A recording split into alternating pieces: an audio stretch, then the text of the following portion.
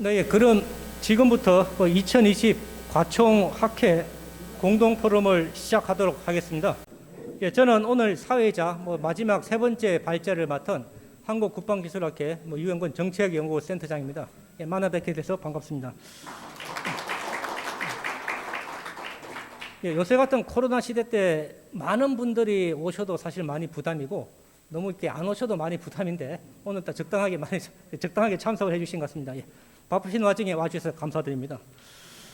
예, 오늘 포럼은 주제가 이제 무기체계 기술 국산화 달성을 위한 국방 소재 산업 육성 방안이라는 주제에 대해서 특히 이제 국방 소재에 대해서 주안점을 두고 앞으로 이제 국방 소재를 어떻게 좀 활발하게 개발하고 그 개발된 결과물을 어떻게 군에서 좀 활용할 수 있을까라는 그런 내용에 대해서 관련 이해관계자분들하고 전문가분들을 중지를 모을 수 있는 그런 이렇게 자리를 하는 목적으로 개최를 하게 되었습니다. 그래서 오늘 잠시 시간 계획에 대해서 먼저 말씀드리겠습니다. 원래 11시 반 정도까지 진행되는 걸로 했기 때문에 한 2시간 정도 시간으로 빠듯하게 좀 진행을 빨리 좀 해야 될 것 같습니다. 일단은 순서가 처음에 이제 국민의례를 시작으로 해가지고 다음에 박영욱 저희 한국국방기술학회 학회장님의 개회사를 하고 그 다음에 이우일 과총 회장님의 환영사를 진행하도록 하겠습니다. 그런데 다만 사정상 이제 과총 회장님의 환영사는 영상을 하시는 걸로 진행하도록 하겠습니다. 그리고 그 이후에 세 분이 이제 국방 소재와 관련된 주제로 각각 20분씩 발제를 하고 발제한 이후에 한 5분 정도 휴식 시간을 가지고 난 이후에 그다음에 패널 토의를 시작하도록 하겠습니다. 그리고 만약 오늘 행사가 다 끝나고 난 이후에 오늘 참석하신 분들이 같이 다 모여가지고 사진 촬영을 하는 걸로 진행하도록 하겠습니다. 참고로 오늘 행사는 카카오 TV나 유튜브 등의 온라인으로 같이 생중계를 진행이 되니까 혹시 나중에 한국 과총이라고 검색하셔서 영상으로 같이 보실 수가 있습니다. 예, 그럼 2020 과총학회 공동포럼을 시작하도록 하겠습니다. 예, 먼저 국민의례가 있겠습니다. 내빈 여러분께서는 자리에 일어나 전면에 있는 국기를 향해 주시길 바랍니다. 예, 그럼 국기에 대한 경례.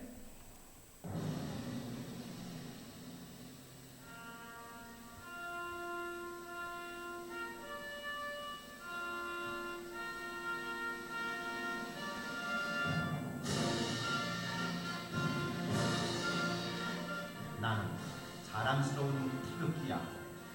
자유롭고 정의로운 대한민국의 무한 영광을 위하여 충성을 다할 것을 굳게 다짐합니다.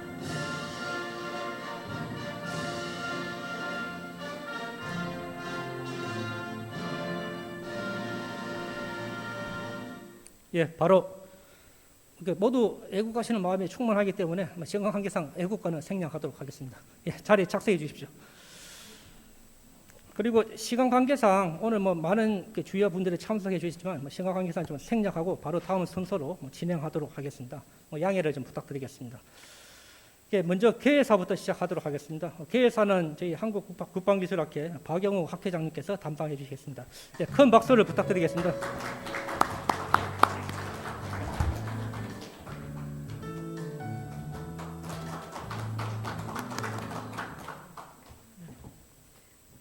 네, 안녕하십니까. 오늘 포럼을 공동 주최하는 한국국방기술학회 박영욱 학회장입니다. 요즘같이 이렇게 어려운 시대에 오늘 귀한 시간을 내서 거름을 해주신 여러분들께 진심으로 감사드립니다. 그리고 무엇보다도 이 중차대한 시점에서 오늘과 같은 중요한 주제를 가지고 저희 학회와 공동 주관을 해주신 한국과학기술단체 총연합회 이우일 회장님 이하 여러 관계자분들께 깊은 감사의 말씀을 전합니다. 저희 학회는 2005년에 출범했습니다. 국방 분야에 관심과 또 전문성을 가지신 여러 산학연 전문가들이 모여서 전자공학회 소속의 연구회로 출발을 했습니다.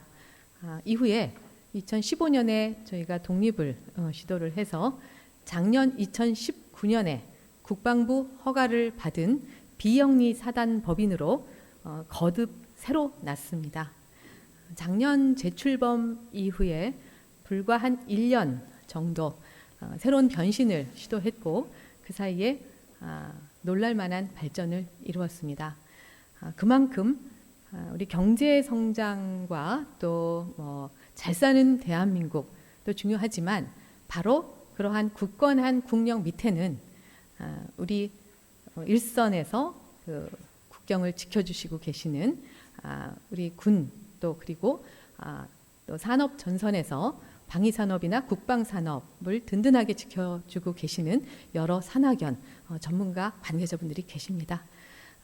이런 지금 글로벌 경쟁 시대에 그리고 더 이상 한치도 눈앞을 볼 수 없는 안보 상황이 급변하는 이 시대에 사실 이제는 군사력이라는 게 단순하게 인력이나 병력이 아니라 과학기술이 기반이 된 전력에 의해서 모든 것들이 좌지우지되는 시대를 맞이하고 있습니다. 이런 시대에 단순하게 그 플랫폼 중심만이 아니라 그 플랫폼이나 모든 무기 체계를 구성하고 있는 가장 밑바닥 근본에는 부품 소재가 있습니다. 우리 작년에 이어서 올해까지도 미중의 기술 패권 전쟁을 눈앞에서 아마 보시고 계실 거고 또 동북아 안보 환경이 정말로 한치 앞을 내다볼 수 없는 상황에서 결국은 우리의 힘으로 우리의 자주국방을 위해서는 우리의 기술 독립이 필요하고 기술 우위가 필요합니다. 모든 다른 소부장 분야도 마찬가지겠지만 사실상 우리나라의 근본을 받쳐주고 있는 우리 국방 분야에 또 우리 무기체계 분야에 소부장, 산학연, 일선에 계신 여러 전문가와 관계자분들, 산업 인력들은 정말 우리의 미래를 이끌고 가시는 그런 분들이라고 생각을 하고 오늘 이 자리는 어떻게 조금 더 우리의 자주국방을 위한 기술 우위, 기술 독립이 실현될 수 있는지에 대한 진지한 여러 가지 제도적 그리고 현장에 대한 문제 진단, 거기에 대한 대안 모색까지 하는 그런 자리가 되겠습니다. 오늘 이 시간 짧은 2시간이지만 여기에 정말로 국내 최고의 전문가분들을 모셨고 또 일선 현장에서 산업 현장에서 직접 그 일을 생산부터 개발까지 담당하고 계시는 모든 기업 관계자분들도 같이 모셨습니다. 오늘의 짧은 자리가 앞으로 우리의 10년, 100년, 1000년을 결정짓는 중요한 그런 토론의 장이 되기를 바라면서 오늘 인사 말씀을 마치도록 하겠습니다. 다시 한번 이 자리에 참석해 주셔서 이 문제의 그 토론을 같이 해주시기로 해주신 발표자분과 또 토론자분들 그리고 여러 개 참석자분들에게 다시 한번 감사의 말씀을 드립니다. 감사합니다. 네, 박영욱 학회장님의 기회사를 잘 들었습니다. 네, 다음에는 오늘 포럼을 공동으로 개최하고 다시 물심양면으로 지원해 주신 이울 한국과학기술단체 총연합회 그 회장님의 환영사를 시청하시겠습니다. 참고로 과청은 이공계 저 분야에 걸친 어떤 학술단체하고 과학기술단체를 회원사로 두고 있는 아주 권위 있고 위상이 높은 그 대표기관입니다. 예, 영상을 틀도록 하겠습니다. 안녕하십니까. 한국과학기술단체 총연합회 회장 이우일입니다. 국방의 중요성에 대해서는 우리 국민이면 누구나가 굳이 말씀드리지 않아도 잘 알고 계실 것입니다. 우리나라의 국방 예산은 전 세계 9위로 적지 않은 규모입니다. 그렇지만 남북 관계의 불확실성과 미국과 중국의 패권 다툼으로 인한 동북아 환경 변화 등 주변 상황의 격동적인 변화는 우리도 첨단 과학기술군으로의 전환을 서둘러야 하는 상황으로 이끌고 있습니다. 특히나 인구 절벽으로 인한 병역 자원의 급격한 감소는 무기체계 첨단화를 절실히 요구하고 있습니다. 그렇지만 우리 방위산업 핵심 부품은 아직도 수입에 의존하고 있으며 장비 국산화율도 60% 수준에 머물고 있습니다. 게다가 작년 일본의 소재 분야의 수출 규제 조치에 따른 우리나라의 소재 부품 장비 산업의 타격으로 인해 국산화는 더욱 시급한 과제로 부각되었습니다. 국방기술의 국산화를 위해서는 우선 민과 군의 기술 이전 활성화 등 상생적인 시너지 효과를 통해 방위산업의 경쟁력 강화 방안을 제고하고 향후 관련 산업의 육성과 성장을 모색해야 할 것입니다. 오늘 과총과 한국국방기술학회는 무기체계 기술의 국산화를 위해서 관련 분야 전문가를 초청해서 다양한 논의를 진행하고자 합니다. 오늘 포럼을 통해서 국방 소재 산업의 국산화 정책 방향과 함께 민군 간 협력 방안의 성공적 논의를 통해서 우리나라 국방 소재 산업의 밝은 미래가 만들어지기를 바랍니다. 오늘 포럼에 발제해 주시고 토론에 참여해 주시는 여러분과 시청해 주시는 여러분들께 감사드리면서 건승을 기원합니다. 다시 한번 감사드립니다.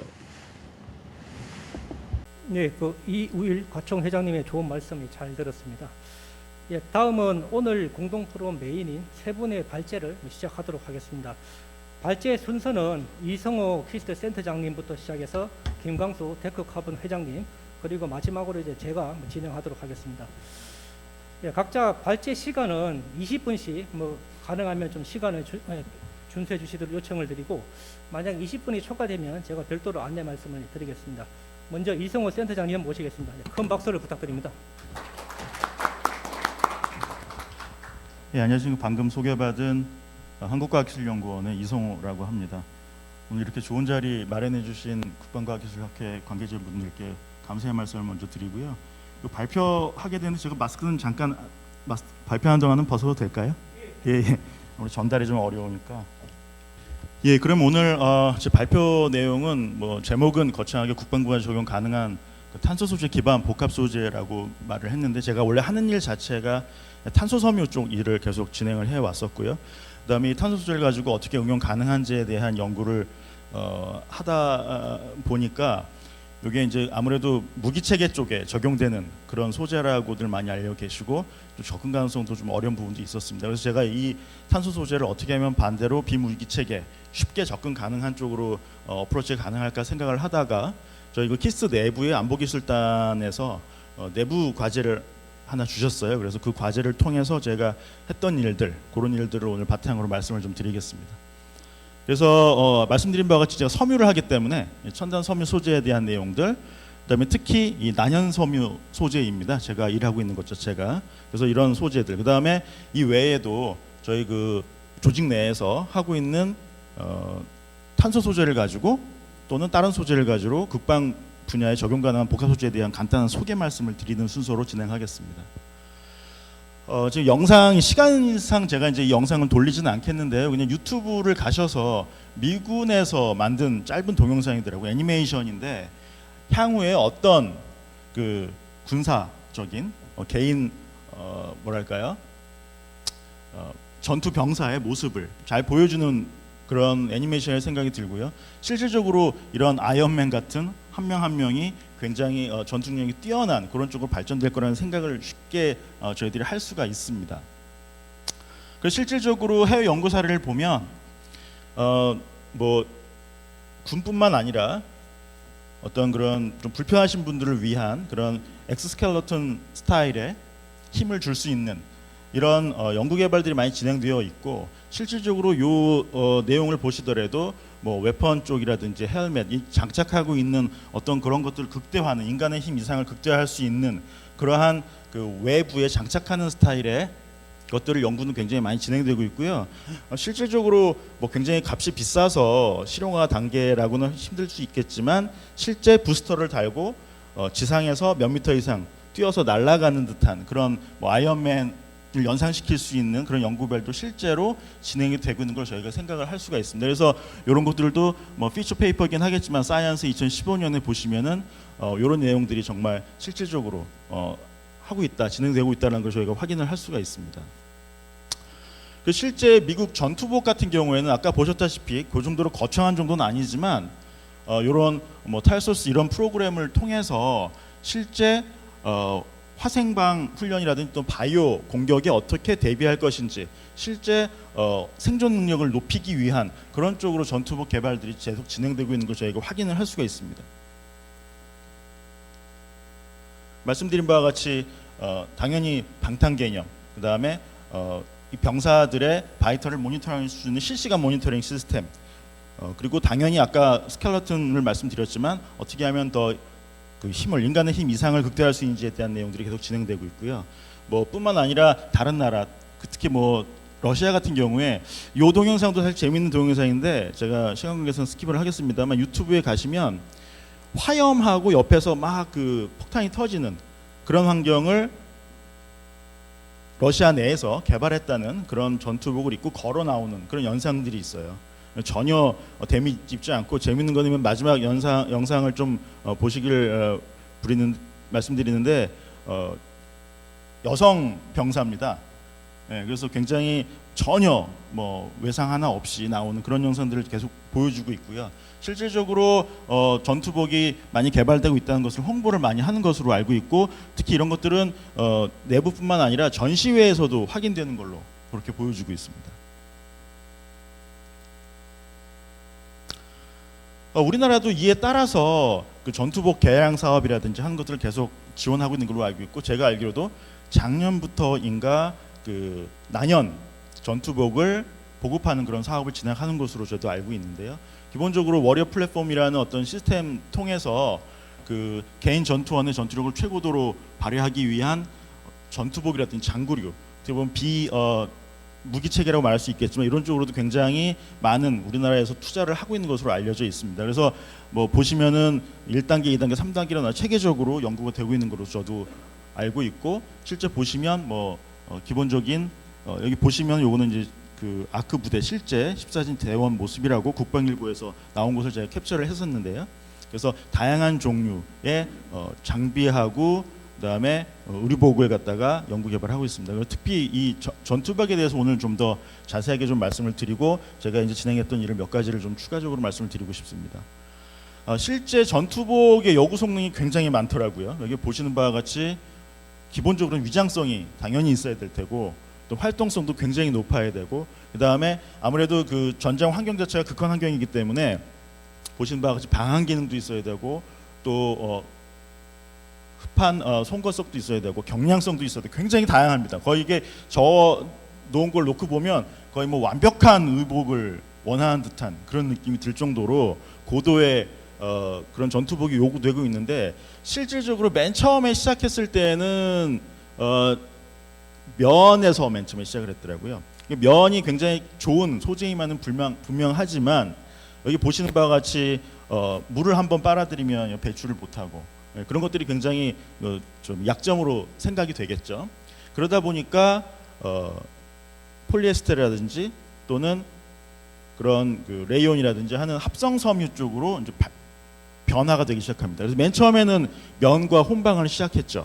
근데 면을 점점 줄어드는 걸 보실 수 있을 거예요.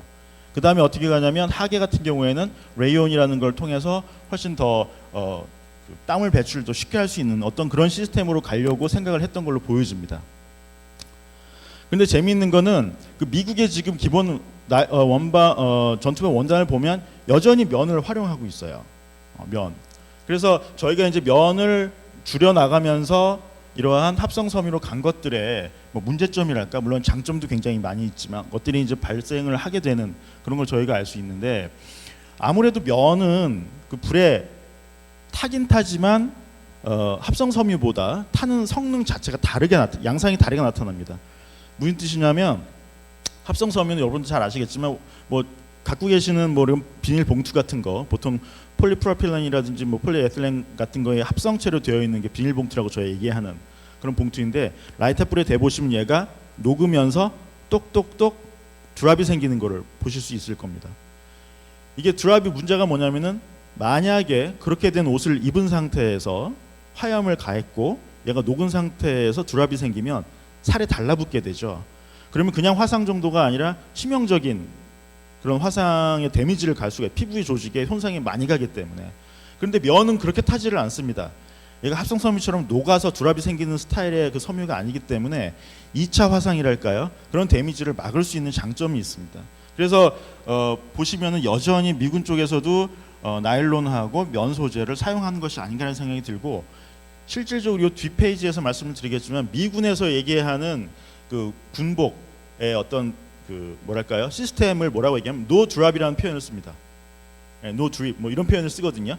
그래서 그렇게 합성섬유처럼 똑똑 떨어져서 피부의 손상을 줄이는 이런 시스템으로 가고 있다고 저희가 볼 수가 있고 뭐 말씀 안 드리다시피 전투복에는 실제 제가 이제 뭐 밀스펙이나 K스펙을 다 정확하게 뒤져보지는 않았지만 지금까지는 뭐 개량된 상태에서는 알 수는 없지만 난연 성능에 대한 스펙이 들어있는지 제가 확인 못했는데 뭐 이런 것들이 굉장히 중요하지 않을까 생각이 들어요. 왜냐하면은 뭐 아시다시피 그런 화재가 났을 때에 전시상이 아니에도 불구하고 그런 인명사고가 있었던 걸 저희가 쉽게 알 수가 있고 또 뭐 한 작년 같은 경우에도 그 병사의 주머니 속에 넣었던 전자담배 배터리가 터지는 바람에 화상을 크게 입은 이런 일들이 뭐 비전투 상황에서도 벌어지기 때문에 전투복의 난연 성능이 굉장히 중요하다. 그런 것들을 저희가 미루어 짐작할 수 있게 됩니다.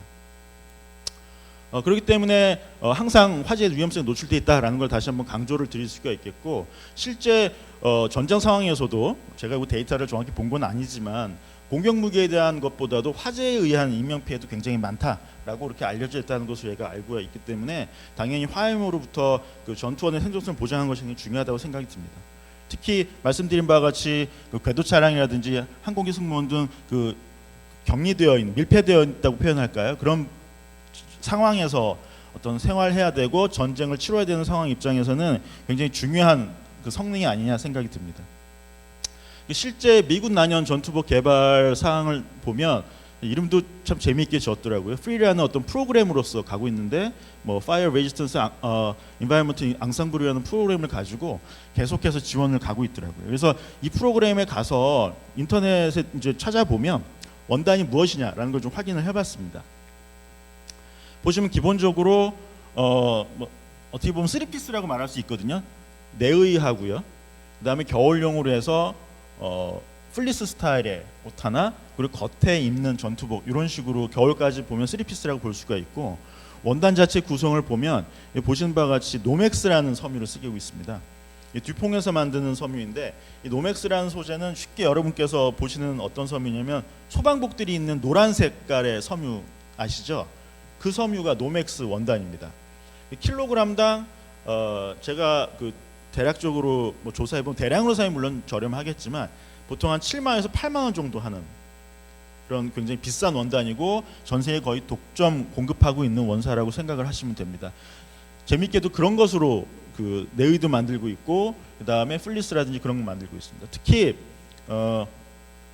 이 겉에 있는 옷 같은 경우에는 전투복 같은 경우에는 발수 기능을 위해서 고어텍스를 사용하고 있어요. 여러분들 등산 가시거나 그런 굉장히 비싼 가격에 구입하시는 그런 등산복에 사용되는 그런 비싼 원단을 사용하고 있습니다. 그래서 뭐 이제 우리나라 상황을 제가 정확히 알 수는 없지만 이런 비싼 소재들을 사용하는 것에 대해서 굉장히 부담이 가는 거는 누구든지 예상할 수 있는 부분이기 때문에 그럼에도 불구하고 이런 걸 어떻게 대체할 수 있는지 또는 이걸 저희가 어떻게 접목할 수 있는지에 대한 연구가 필요하다는 생각이 듭니다.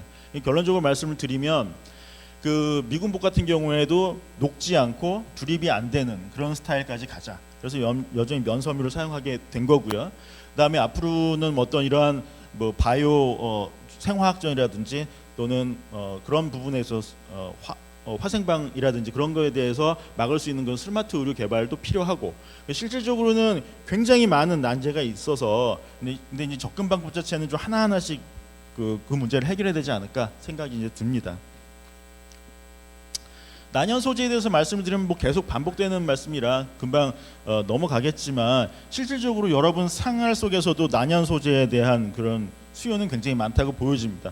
뭐 자동차에 요즘에 갑자기 뭐 여러 가지 문제 때문에 정확하게는 알 수는 없지만 엔진 화재 등을 통해서 실질적으로 여러분 환경에서도 화염에 대한 그런 이슈가 많이 생기고 있고요. 그렇기 때문에 세계 안전보호복 시장에서도 이슈가 많이 되고 있습니다. 제가 이제 이런 말씀 드린 이유는 뭐냐면 이제 군 쪽에서 보급하실 때 굉장히 접근성이 좀 어렵다고 이제 말씀드렸던 이유가 실제 사용하고 있는 그 산업 현장이라든지 일반 생활에서 사용하고 있는 민간 생활에 넣은 기술 자체의 어떤 그런 기술 이전 자체를 좀 이렇게 쉽지는 않지 않나 이런 느낌이 사실 좀 있었거든요. 그래서 그 측면에서 좀 봐주시면 어떨까라는 말씀을 드리려고 이런 슬라이드를 좀 보여드리고 있습니다. 그래서 난연의 그 아주 간단하게 그 내용을 좀 말씀을 드리면 쉽게 예를 들어서 탄다는 거는 공기 중에 있는 산소하고 그 열 에너지가 결합하는 현상이라고 보시면 됩니다. 결국엔 산화라는 현상이 이제 들어가게 되거든요. 그래서 공기가 없으면 사실은 훨씬 더 타지 않고 견디게 됩니다. 어떤 물질 자체가. 그래서 이 산화 반응을 어떻게 억제하느냐라는 말씀드린 바와 같이 그 연소를 어떻게 억제하느냐에 따라서 이 기능이 좌우되게 되고 난연 메커니즘이 만들어지게 됩니다. 그러면 어떻게 그러면은 난연성을 높일 수 있느냐? 아주 간단하게 말씀드린 바와 같이 그 재료 자체의 그 열분의 온도를 높이는 쪽으로 가면 되겠죠. 근데 두 번째는 뭐냐면 겉에 레이어 하나를 만듭니다. 겉 레이어가 녹았다 아니면 뭐 탔다. 근데 얘가 장벽을 만들어서 그 다음에 화염이 들어오는 것의 내부 소재를 방어해준다라는 게 차 개념이 되겠습니다. 이제 그런 개념이라면 또 문제가 없고, 그럼 차 말고 가스로서 어떤 그 고온 노출 난연에 도움을 줄 수 있는 가스를 만들게끔 해주는 이런 것들을 저희들이 생각할 수 있는데요. 그래서 뭐 보신 바와 같이 굉장히 다양한 종류의 물질들을 그 저희들이 보호하고자 하는 물질에 코팅을 한다든지 하는 형태로 많이 발전이 되어 왔습니다. 그래서 난연 섬유 쪽을 저희가 이제 그 말씀을 좀 드리면 보신 바와 같이 굉장히 다양한 종류의 섬유들을 뭐 만들어내고도 있고 시판되고 있는 걸 보여지긴 합니다. 섬유 쪽에서 봤을 때 난연성을 부여하는 걸 보면 맨 처음에 만날 때부터 타지 않는 그런 섬유를 만들 수가 있습니다. 난연제 단량체를 갖다가 이제 집어넣어서 이제 하는 거죠. 근데 이제 여기에 들어가 있는 그렇고요. 두 번째는 뭐냐면 얘가 타는 섬유인데 죄송합니다. 그 안에다가 타지 않게 하는 난연제를 집어넣어서 섬유를 만드는 겁니다. 이제 예상하시다시피 당연히 고가가 방법이 될 거고요. 섬유를 만드는 방법 자체에서 그 난연제가 들어가게 되면 섬유를 만드는 공정이 굉장히 어려워지기 때문에 하이텍이 될 수밖에 없습니다. 가장 쉬운 방법으로 많이 쓰는 것 자체가 섬유를 만든 다음에 코팅을 하는 겁니다. 쉽게 얘기해서 코팅을 하는 건데 뭐 이것도 그냥 너무 간단하게 이해가 되실 거예요. 코팅을 하게 되면 당연히 코팅이 언제 벗겨지겠죠. 옷을 입게 되면 당연히 세탁을 해야 되니까 코팅이 벗겨지면 그런 난연성 부여는 떨어지게 되겠죠. 그 전 슬라이드에서 그 난연소 섬유라는 어떤 정의랄까요? 전 세계적으로 그런 그걸 보면 여기 LOI라는 수치가 있거든요. 이거 말씀을 드리려고 하는데 LOI라는 게 뭐냐면 Limited Oxygen Index라는 그 실험입니다. 공기 중에는 산소가 얼마 들어있냐면 한 21% 들어있죠. 근데 어떤 섬유는 그 섬유에서 잘 타게 되기 때문에 이 섬유의 실질적인 난연 성능을 테스트하기 위해서 일부러 산소 농도를 조절합니다. 실험실 분위기에서.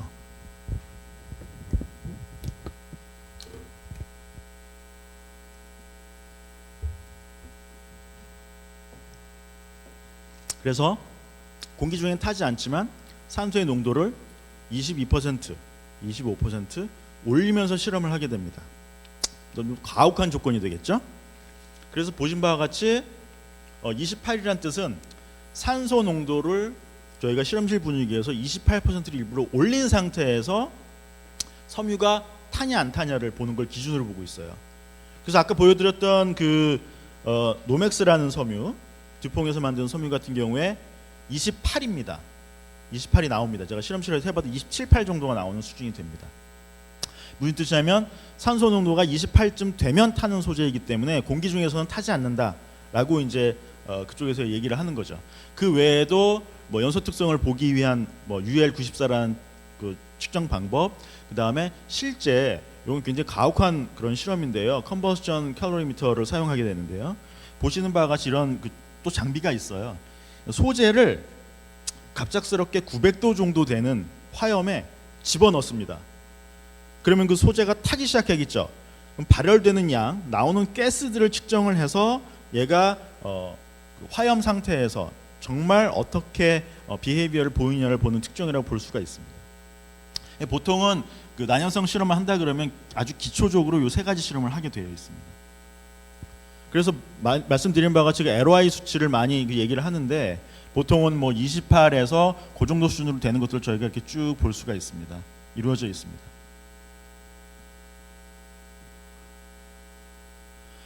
이제 제가 요거를 보고 나서 기본적으로 말씀드린 바와 같이 맨 처음에 난연 섬유를 하는 뭐 이런 사람은 아니었었는데 이제 탄소 섬유를 제가 만드는 일 계속 해오고 있었거든요. 그 아주 쉽게 말씀을 드리면 여기 이제 폴리아크릴나이트라는 고분자 섬유에서 탄화를 열을 가해서 탄소 섬유를 만드는 공정입니다. 아주 쉽게 말씀드리면 그런데 요 AN이라는 섬유는 그냥 여러분 그 옷 중에 아크릴 섬유, 아까 군복에서 잠깐 사용된다고 말씀드렸지만 아크릴 섬유라고 보시면 돼요. 그 섬유를 가져다가 열 처리를 하는데 아주 잘 하죠. 어떤 분위기 상에서 그런 노하우가 있겠죠, 당연히. 근데 열 처리 공정이 두 가지로 이루어집니다. 하나는 뭐 산화 안전한 공정이랑 탄화 공정이라고 말할 수 있습니다. 말씀드린 바와 같이 AN이라는 것 자체가 아크릴 섬유인데 그냥 열에 노출시키면 다 타서 없어집니다, 공기 중에서. 근데 얘가 1차 열 처리 공정인 산화 안전한 공정을 잘 조절을 하면 높은 온도로 올라가도 타지 않는 섬유로 만들 수가 있어요. 얘가 자기 스스로 강한 열에 강한 고리아 구조를 만들기 때문이죠. 그렇기 때문에 이 산화 공정을 거친 섬유는 그 섬유 자체의 난연성이 부여가 됩니다. 그래서 굉장히 높은 난연성을 갖게 돼요. 물론 이 탄소 섬유까지 가면 훨씬 더 높은 그런 난연성을 갖게 되죠. 거의 불연에 가까운. 그래서 뭐 우주항공 소재로도 뭐 쓰이려는 그런 시도들이 있는 걸로 알고 있고 실제로도 뭐 사용하고 있는 걸로 알고 있습니다. 그런데 탄화 공정까지 가면 이슈가 뭐가 되냐면 수율이 기본적으로 이 펜 섬유에서 50%밖에 되질 않아요. 가격이 굉장히 비싸지게 됩니다. 그래서 실제 의복으로 응용한다든지 하는 단점들이 많이 생겨요. 그래서 저는 이 가운데에 있는 산화 안전한 공정을 잘 이용을 해서 그런 난연 섬유를 만들 수 있지 않을까 생각을 하고 그 섬유를 가지고 실제 의복을 만들어 보게 되었습니다. 실질적으로 패브릭을 통해서 전투복 외피를 제가 하나 샘플을 갖고 와서 이따가 그 저희 뭐 쉬는 시간에 한번 여기 계신 청중들께 한번 보여드리고 싶은 그런 생각인데요. 보시는 바와 같이 상하복을 만들어 봤고요. 그 다음에 지금 제공하고 있는 노맥스, 사실 노맥스 100%는 아니고 그 성분을 봤더니 노맥스하고 그 다음에 다른 섬유하고 혼방 계통으로 해서 지금 보급되어 있는 걸로 제가 알고 있는데 말씀드린 것 같이 노맥스 같은 경우에 그 LOI 수치가 한 28 정도로 말씀드렸잖아요. 근데 저희가 지금 요 섬유로 만든 거 100%로 만들면 색깔 자체는 이제 검은색이 나와 있긴 한데요. 그 LOI 수치가 지금 40 이상입니다. 예. 그다음에 이거는 뭐 조절 가능하기 때문에 그리고 굉장히 다양한 그 LOI 성능을 저희가 확인할 수가 있고 가격도 노맥스보다는 훨씬 더 저렴하게 저희가 갈 수 있다는 생각을 하고 있습니다. 단지 단점은 검은색이기 때문에 이제 혼방을 통해서 좀 다양한 색을 내야 되지 않을까 그런 생각을 하고 있습니다. 예, 너무나 좋은 내용인데 시간이 좀 예, 지나가지고. 요 그럼 슬라이드를 마지막으로 저 뒤에 내용이 많은데 제가 너무 시간을 많이. 요 슬라이드 첫 번째랑 두 번째만 살짝 찍어주시겠어요? 정말 그 피스를 놓고 저희가 이게 얼마큼 타는지를 원래 안 타는 소재라 지금 기름을 일부러 부었어요. 나이타 기름을. 그 다음에 얘에다가 기름을 붙였습니다. 그래서 붙인 기름만 탈 때까지만 타고요. 타질 않습니다. 그다음에 요거는 밑에서 요 섬유를 대고 위에다가 면 레이어 하나를 댔어요. 그래서 요걸 갖다가 위쪽에서 온도를 측정을 해봤습니다. 어떤 식으로 온도까지 전파가 되는지 보시면 이 위쪽의 온도는 지금 40도를 넘지 않는 걸 저희가 확인을 할 수 있어서 이 레이어 위에다가 면 레이어만 대도 장병들한테 오는 화염, 그러니까 열 에너지를 막을 수 있다라는 그런 테스트를 간단한 테스트를 제가 한번 보여드렸고요. 뭐 이게 외에도 저희가 이제 친환경 탄소 플라스틱 개발 같은 걸 계속 하고 있고, 근데 시간 관계상 그 이쪽 분야는 좀 생략을 하는 걸 해야 될 것 같습니다.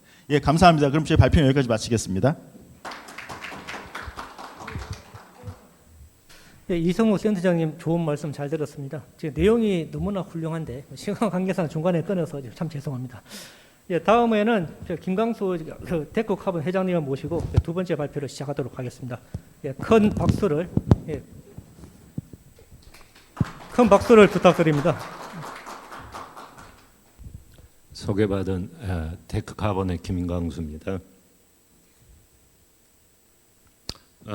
제가 오늘 말씀드릴 그 주 내용은 국방 소재가 무언가 좀 특성을 잠깐 짚어보고 무기 체계 관점에서 소재라는 게 결국 무기 체계에 들어가지 않으면 산업화가 될 수 없기 때문에 무기 체계 관점에서 소재를 한번 바라보고 이런 국방 소재를 국가 정책적으로 어떻게 관리하고 지원하는가, 또 국방 소재라는 산업에 있는 기업들은 어떤 포지션을 가지고 전략을 가지고 생존하고 있는가 하는 점을 해외 사례, 국내 사례 이렇게 잠깐 비교를 해보겠습니다.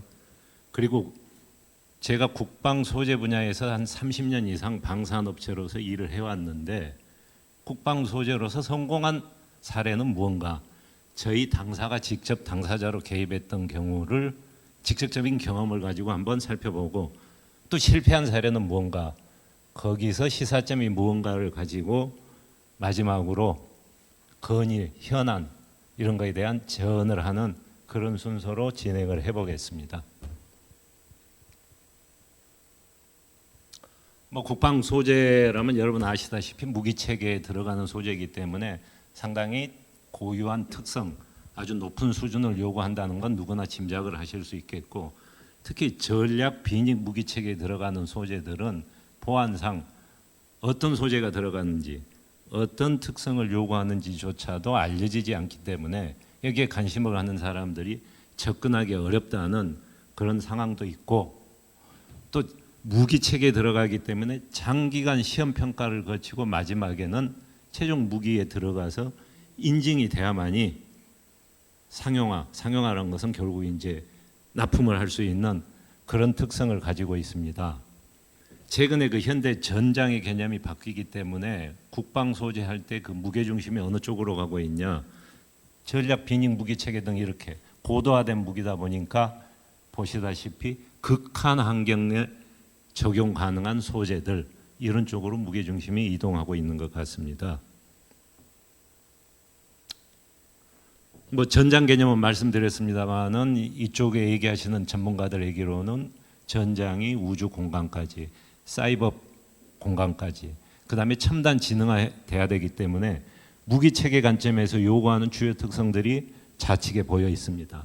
대부분 극한적인, 아주 빨리 움직여야 되고 아주 강해야 되고 아주 고온에서도 극한 거리를 갈 수 있는 이런 무기 체계가 요구되니까 당연히 소재에 대해서도 이를 뒷받침할 성능이 요구가 되고 있습니다.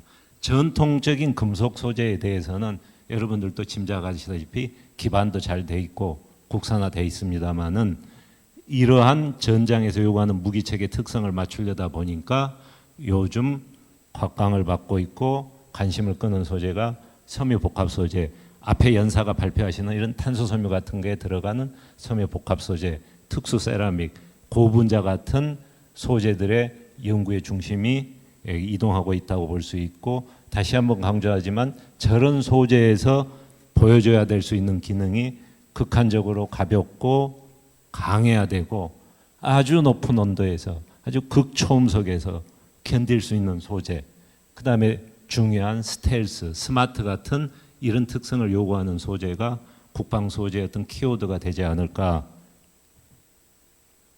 근데 제가 앞서 말한 극한 환경이 뭔가, 대표적으로 아주 초고온에서 기존 금속에 비해서는 극히 가벼운 초경량인 소재들이 전략 비닉 무기 체계. 전략 비닉이란 말은 국가적으로 보안이 요구되는 아주 특수한 무기, 전략 무기를 말씀할 수 있습니다.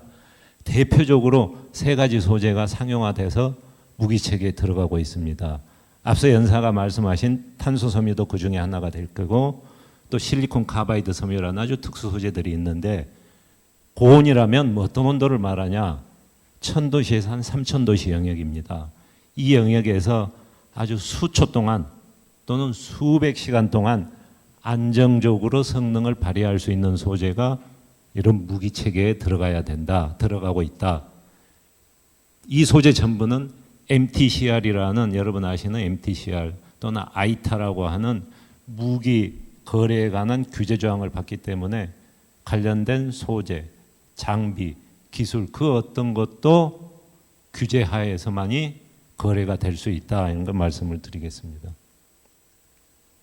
저는 이 데크카본이라는 업체를 경영하고 있는데, 데크카본은 국내 90여 개 되는 전문 방산 업체 중에 유일하게 이 분야를 하고 있는 방산 소재 부품 전문 회사입니다. 이쪽 분야의 소재를 개발한 시작은 1980년대 후반 대우중공업 시절이었고, 카이를 거쳐서 2000년 초에 이 분야에 특화된 전문업체로 분사된 회사입니다.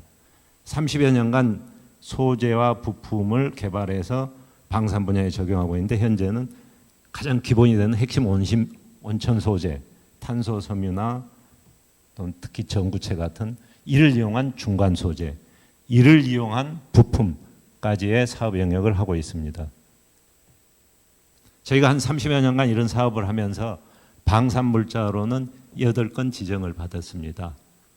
소재를 개발해서 부품을 하지만 우리나라 방산물자 지정 기준을 보면은 과거에는 무기체계, 부체계, 부품 단위까지를 아우를 수 있었습니다만은 점차적으로 규정이 타이트해지면서 부품 단위 제외되고 요즘은 부체계, 체계만 하고 있습니다만은 과거 기준으로서 저희도 부품 단위의 방산물자를 갖고 있습니다.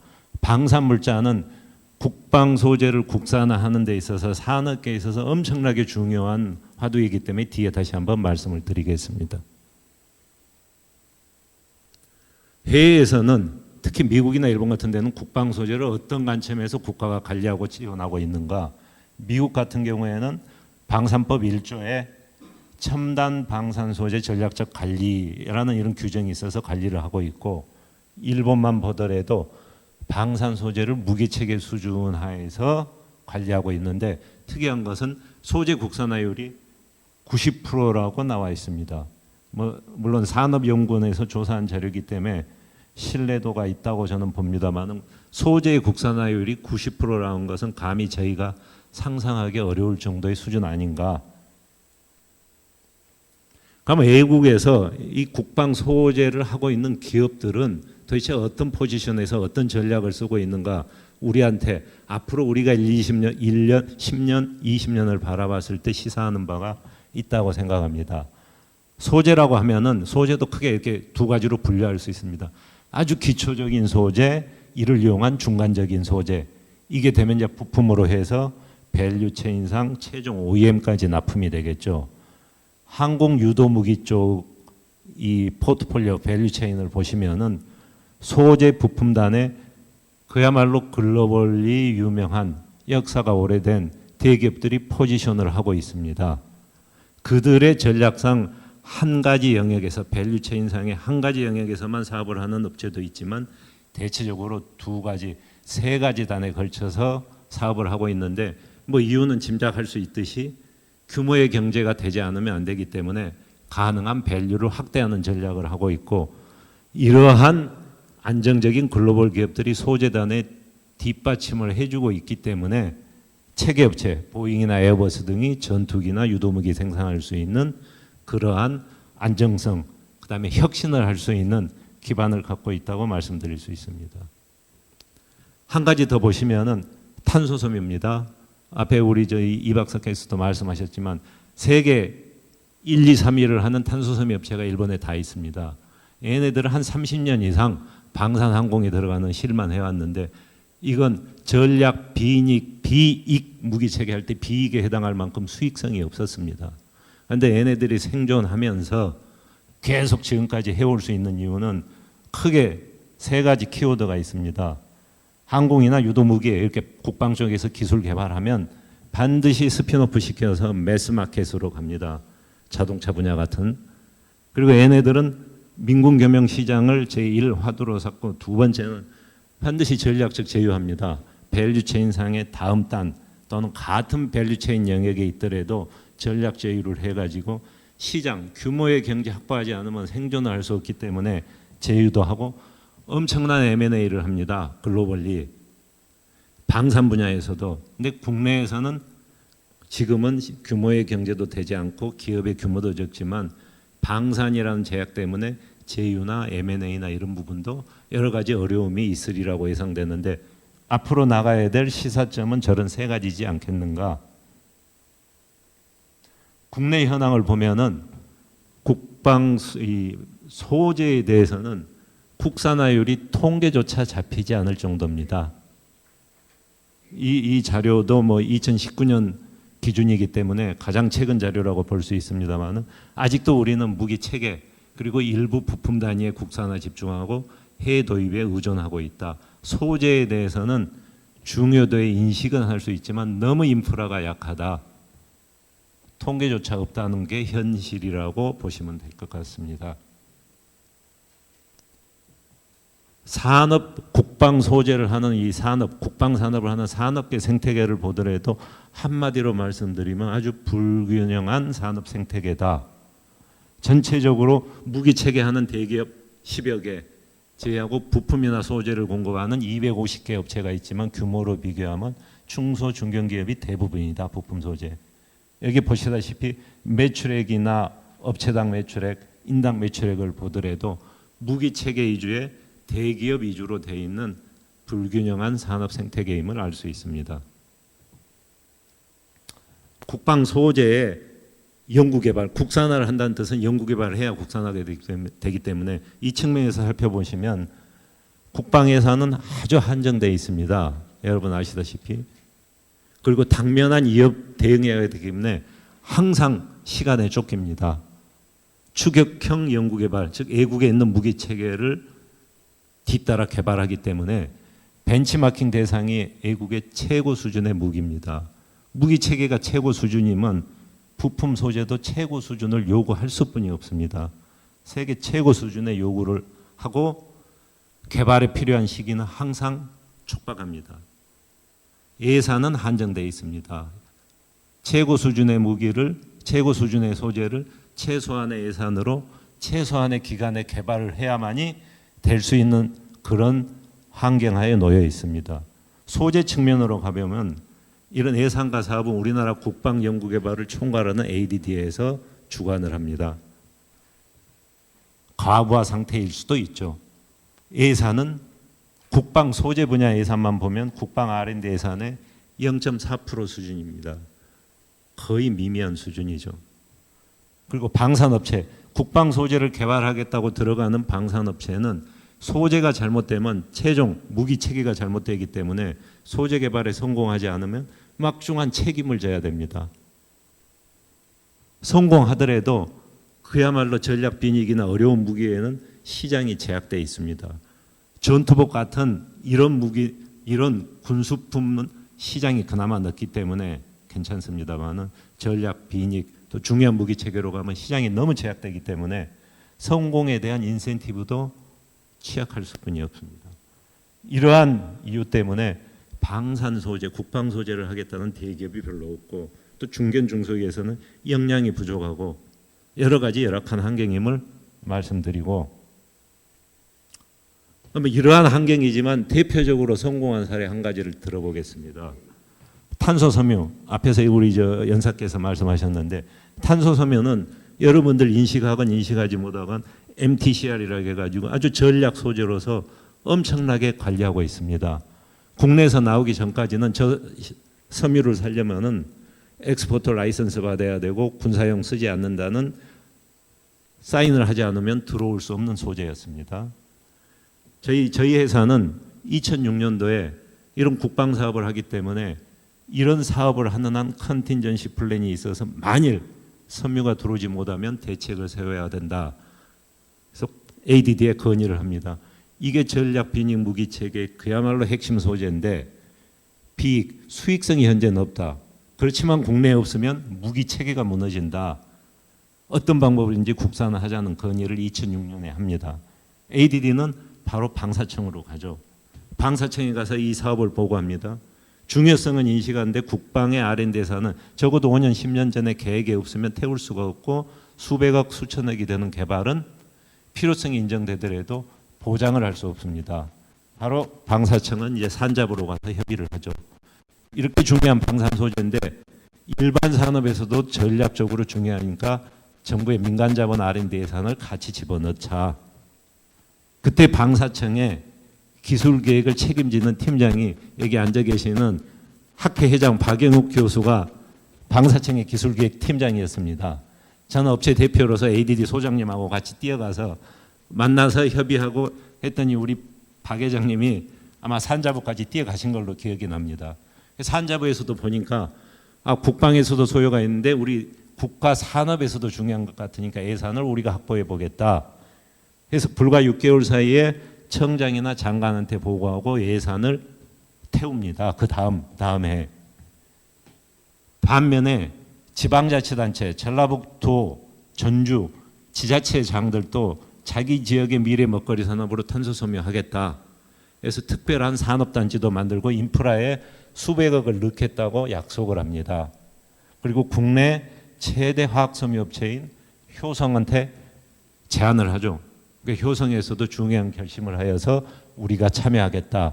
이렇게 삼박자가 맞아지니까 정부에서 수백억을 넣어서 2008년에 사업을 착수합니다. 개발 사업을. 그 당시 한 500억 5년 이렇게 예산이 됐던 것 같습니다. 2008년 착수해서 8년 후에 효성이 탄소소묘 공장을 전라북도 전주에 완공을 합니다. 2,000톤 캐파로. 그 이후 4년이 흘렀습니다. 국회에서 금년에 탄소소재법이 통과가 됐습니다. 정부 차원에서 법을 통과시킨다는 것은 소재 실 하나가 아니고 실부터 시작한 밸류 체인을 아우르는 산업계 생태계를 만들겠다는 취지로서 보시면은 전라북도에 커다란 산업 인프라가 형성되어 있습니다. 밸류 체인에 거쳐서 수요 기업들부터 최종 제품을 만드는 기업까지 100여 개 이상의 기업이 입주해 있고, 이런 상황이 일어나니까 세계 제1의 탄소섬유 기업인 일본의 도레이가 국내 자회사를 통해서 한국의 방산 시장은 모르겠지만 다른 전략적인 시장, 자동차, 전자, 조선 같은데 탄소섬유 시장을 효성한테 뺏기면 안 되겠다는 판단, 국내에 기술 이전해서 경상북도 구미에서 탄소섬유를 생산하는 공장을 운영을 합니다. 지금은 우리나라가 세계 5대 생산국에 들어가는 위치에 올라갔습니다. 15년 전에 방사청하고 산자부에서 중요성을 인식하지 못하고 이니시에이트를 하지 않았다면은 지금 어떤 상황일 건가? 저는 이런 관점에서 방산 소재는 산업계 일개 회사의 역량도 중요하지만 정부 차원에서 이걸 관장하는 핵심 공무원들이 통찰력을 가지고 행동하지 않으면은 방산 소재는 여전히 앞으로 10년이 지나도 열악한 국내 시장에서는 어려울 수 있다. 이게 비무기 체계에도 저는 마찬가지라고 생각을 합니다. 업체가 아무리 뛰어도 담당하는 군이나 공무원 입장에서 해주지 않으면 길이 열리지 않을 거라고 생각을 합니다. 대표적인 또 실패 사례가 있습니다. 이것도 저희가 경험하고 있기 때문에 실질적인 사례입니다.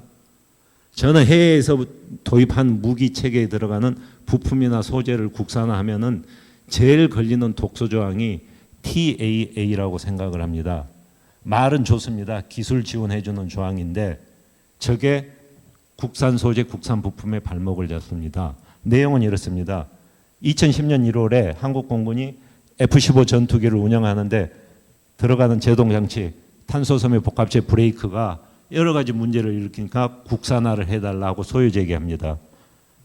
ADD하고 업체가 한 5년 걸쳐서 한 50억을 넣어서 개발하고 지상시험을 다 끝냈지만 마지막 무기체계 장착한 운영시험을 5년째 못하고 있습니다. 왜? TAA라는 조항 때문에 그렇습니다. 저는 관계되는 방사청이건 정부에서 무기를 사올 때 반드시 사오는 바이어 입장에서 저런 조항에 개선이 필요하다고 생각을 합니다. 예.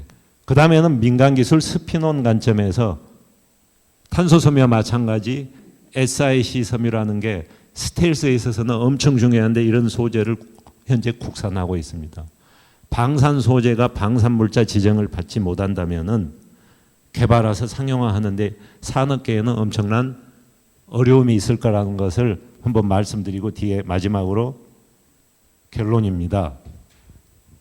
저는 국방 소재가 국산화되기 위해서는 이 핵심 소재는 현재 방산물자 지정하는 규정을 탄력적으로 운영해서 일본처럼 미국처럼 소재에 대해서는 특수 소재에 대해서는 비익 소재에 대해서는 방산물자 지정을 해야 됩니다. 그리고 성실 실패 제도 방사청이 지금 하려고 하고 있습니다만은 그 어려운 기능을 못 마치더라도 성실 실패 제도 같은 게 도입이 돼야 되고 특히 무기 도입 시 열악한 국내 시장 때문에 해외 시장 갈 수 있는 절충 교육 분야에 소재를 하는 업체의 참여 기회를 확대해야 됩니다. 그리고 방산물자 지정을 받아야만이 방산업체가 되기 때문에 소재 분야에 대해서도 그러한 지정 혜택을 줌으로써 방사농가 적용 연구개발비를 보전할 수 있는 제도가 들어가야 됩니다. 마지막 제안으로는 국방 R&D 정책서 같은 중요한 이런 정책서에 방산 소재라는 키워드가 반드시 들어가야 되겠습니다. 그리고 국내 시장은 너무 불연속적이고 제약이 돼 있기 때문에 이런 시장에 대한 수요의 연속성에 대한 보장이 어느 정도 되지 않으면 국방 소재를 하겠다고 하는 업체가 앞으로도 과연 나타날 수 있겠는가 하는 그런 점을 말씀드리면서 뭐 제 결론, 나머지는 주요 단어들은 자료에 있기 때문에 참조해 주시면 될 것 같습니다. 다음 페이지 혹시 있나요? 없죠? 예, 이상으로 제가 말씀드리고자 하는 내용은 전부 설명을 드린 것 같습니다. 감사합니다. 예, 김광수 회장님의 좋은 말씀 잘 들었습니다. 예, 다음에 그 마지막으로 제가 이제 한 20분에 걸쳐 가지고 그 발표를 드리고 그 다음에 이제 그 토론을 진행하는 걸로 하겠습니다. 예, 박수는 뭐 굳이 안 하셔도 무방합니다. 예, 한국국방기술학회 정책연구센터를 맡고 있는 유형군입니다. 예, 파일 색깔이 조금 희미하게 나오긴 한데 그대로 진행하도록 하겠습니다. 오늘 말씀드릴 내용은 이제 국방 소재가 뭔지에 대한 뭐 전반적인 간략한 내용하고 그리고 현재 좀 약간 미비점에 대한 그런 부분에 대해서 말씀을 드리겠습니다. 그리고 국방 소재에 대한 최근 다른 부처가 어떻게 하고 있는지 이런 부분에 대해서 좀 말씀드리고 끝으로 이제 아까 김광수 회장님이라든지 뭐 이성호 센터장님께 말씀하신 그런 국방 소재와 관련 부분이 기술 개발이 활발하게 이루어지고 그게 국산화가 되어서 이제 군에 쓸 수 있는 그런 체계를 어떻게 좀 잘 마련할까라는 그런 관점에서 몇 가지 좀 말씀을 드리겠습니다. 예, 마스크 좀 벗고 시작하도록 하겠습니다. 예, 먼저 국방 소재 기여에 대한 내용입니다. 일반적으로 소재가 뭐냐라고 하는 부분에 대한 정의는 뭐 다양할 수가 있는데 기본적으로 소재 부품 장비 산업법이라고 있는 최근에 개정이 된 그런 법인데 여기에 나와 있는 정의를 보면 아주 간단합니다. 소재라고 하는 것은 상품에 제조되는 어떤 원재료다라는 그런 관점, 일반적으로 알고 있는 그런 내용인데, 근데 조금 더 그 시행령에 가보면 좀 더 깊이 있는 부분이 기본적으로 최종 생산물의 그 부가가치를 크게 확대하는 데 기여를 한다든가 아니면 뭐 첨단 기술 관련된 부분이 뭐 포함된다든가, 그러니까 정부가 어떻게 보면 좀 육성하고 지원해야 될 그런 그 어떻게 보면 물질 뭐 그런 관점에서 사실 현재 그 산업부는 뭐 관련 그 정의를 지금 하고 있는 그런 상황이고요. 일단은 그리고 실제 그 소재와 관련된 부분에 대한 잘 보이십니까? 그 색깔이 좀 너무 안 좋은 것 같은데요. 소재와 관련된 뭐 그냥 시간 관계상 진행하도록 하겠습니다. 소재와 관련된 부분에 대한 어떤 그 분류 기준은 현재 이제 그 한국 표준 산업 분류 기준으로 관련 업종별로 이렇게 좀 구성이 되어 있습니다. 그래서 크게 보면 뭐 섬유 제품과 관련된 분야하고 화학 물질하고 화학 제품, 그리고 이제 고무 및 플라스틱, 그리고 이제 비금속 광물 제품, 그리고 1차 금속 제품, 그게 5가지로 분류를 하고 있고, 실제로 관련 통계를 보면 뭐 이런 관점에서 실제 통계 같은 게 좀 정리가 되고 있고 산업에 대한 그런 부분도 좀 이렇게 많이 이렇게 분류가 좀 되고 있습니다. 근데 이제 국방 분야를 놓고 보면 사실 아까 말씀드린 그런 산업적인 아니 업종적인 분류 기준은 아직까지 마련되어 있지 않고 단지 이제 한국 우리 이제 국방 과학기술 표준 분류라고 하는 게 8대 분야가 따로 있는데 그거 분야 중에 7번째 꼭지로 소재라고 하는 그 분야가 좀 분류가 되어 있습니다. 그래서 소재와 관련된 분야에 대한 기술 분류라고 보시면 되는데 그 중에 이제 중분류하고 소분류 레벨로 브레이크 다운 될 수가 있는데 기본적으로 중분류 단위로 보면 그 소재라고 하는 기술에 대한 분류는 구조 재료에 대한 분류부터 해가지고 내열 단일 재료, 스텔스 재료 뭐 이런 식으로 가서 뭐 재료 특성 및 분석 평가하는 이런 부분까지 구성이 되어 있고, 그런데 뭐 가만히 보시면 전반적으로 사실 이제 무기 체계에 들어가는 그런 소재와 관련된 그 기술이라는 관점에서 좀 분류가 되어 있습니다. 그래서 아까 처음에 좀 말씀하신 보신 그런 이제 섬유와 관련된 그런 부분, 군복이라든지 뭐 군화 아니면 이렇게 뭐 천막이라든지 이런 부분에 대한 분류는 아직까지 이렇게 기본적으로 마련되어 있지 않은 그런 상황에서 어쨌거나 좀 앞으로 분류를 확대한다든지 아니면 업종이나 품목 기준으로 좀 새롭게 분류한다든지 그런 부분이 이제 필요하지 않을까라고 좀 생각을 해봤습니다.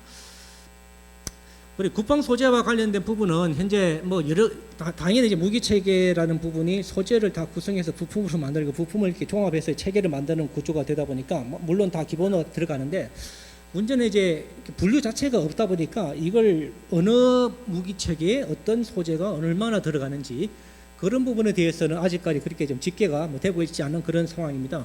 일단은 산업연구원에서 조사해서 분류하신 그런 기준을 보면 뭐 방사능 소재라고 하면 금속 부분하고 비금속으로 나눠지고 금속은 뭐 철강, 뭐 소수강부터 해가지고 알루미늄, 할금으로 돼 있다라는 그런 부분. 그리고 비금속 소재는 아까 말씀드린 뭐 탄소 소재가 될 수가 있고요. 그런 복합 소재하고 뭐 세라믹 고분자 이렇게 돼 있는데 문제는 이제 이게 전부 다가 아니고 우리가 사실 그 알지 못하는 분류하지 못한 또 다른 게 뭐가 있나라고 하는 그런 부분도 사실 있는데 이런 부분에 대해서는 아직까지 말씀드린 것처럼 뭐 구체적으로 집계가 되고 있고 뭐 사실 이게 분류가 되고 있지 않은 그런 상황입니다. 그래서 일단은 뭐 아까 말씀드린 이런 부분을 포함하더라도 기본적으로 소재라고 하면 특히 첨단 소재 같은 경우는 직접적으로 군사력을 증강시키는 무기체계 성능을 획기적으로 개선시키는 그런 부분에 직접적으로 이렇게 기여를 할 수가 있고 그게 사실 소재는 워낙 민군 경능성이 높은 그런 부분이기 때문에 사실 밀수 시장에 그걸 파급해가지고 막대한 경제적인 효과도 같이 창출할 수 있는 그런 부분이 될 것 같습니다. 그래서 문제는 이제 이런 첨단 소재라고 하는 특히 그 재래식 소재보다는 첨단 소재를 우리가 어떻게 개발하고 활용할 거냐 하는 그런 부분이 앞으로 계속해서 좀 얘기가 나올 수밖에 없는 그런 상황이 된 것 같습니다.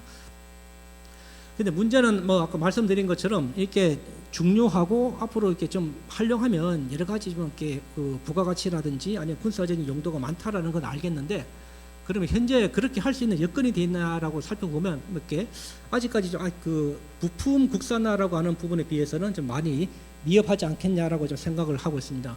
몇 가지 꼭지만 좀 말씀을 드리겠습니다. 첫 번째 이제 소재와 관련된 좀 제도적인 근거를 보면 사실 소재는 이제 그 국방 기술 개발 사업의 한 꼭지로 뭐 들어가 있는 이런 정도로 진행이 되고 있긴 한데 본격적으로 소재라고 하는 부분에 대해서 이걸 뭐 국산화한다든가 아니면 실제 그걸 기술 개발해서 사업화를 한다든가 그런 부분에 대해서는 아직 관련 규정이라든지 뭐 법적 근거라는 게 좀 미흡한 그런 상황입니다.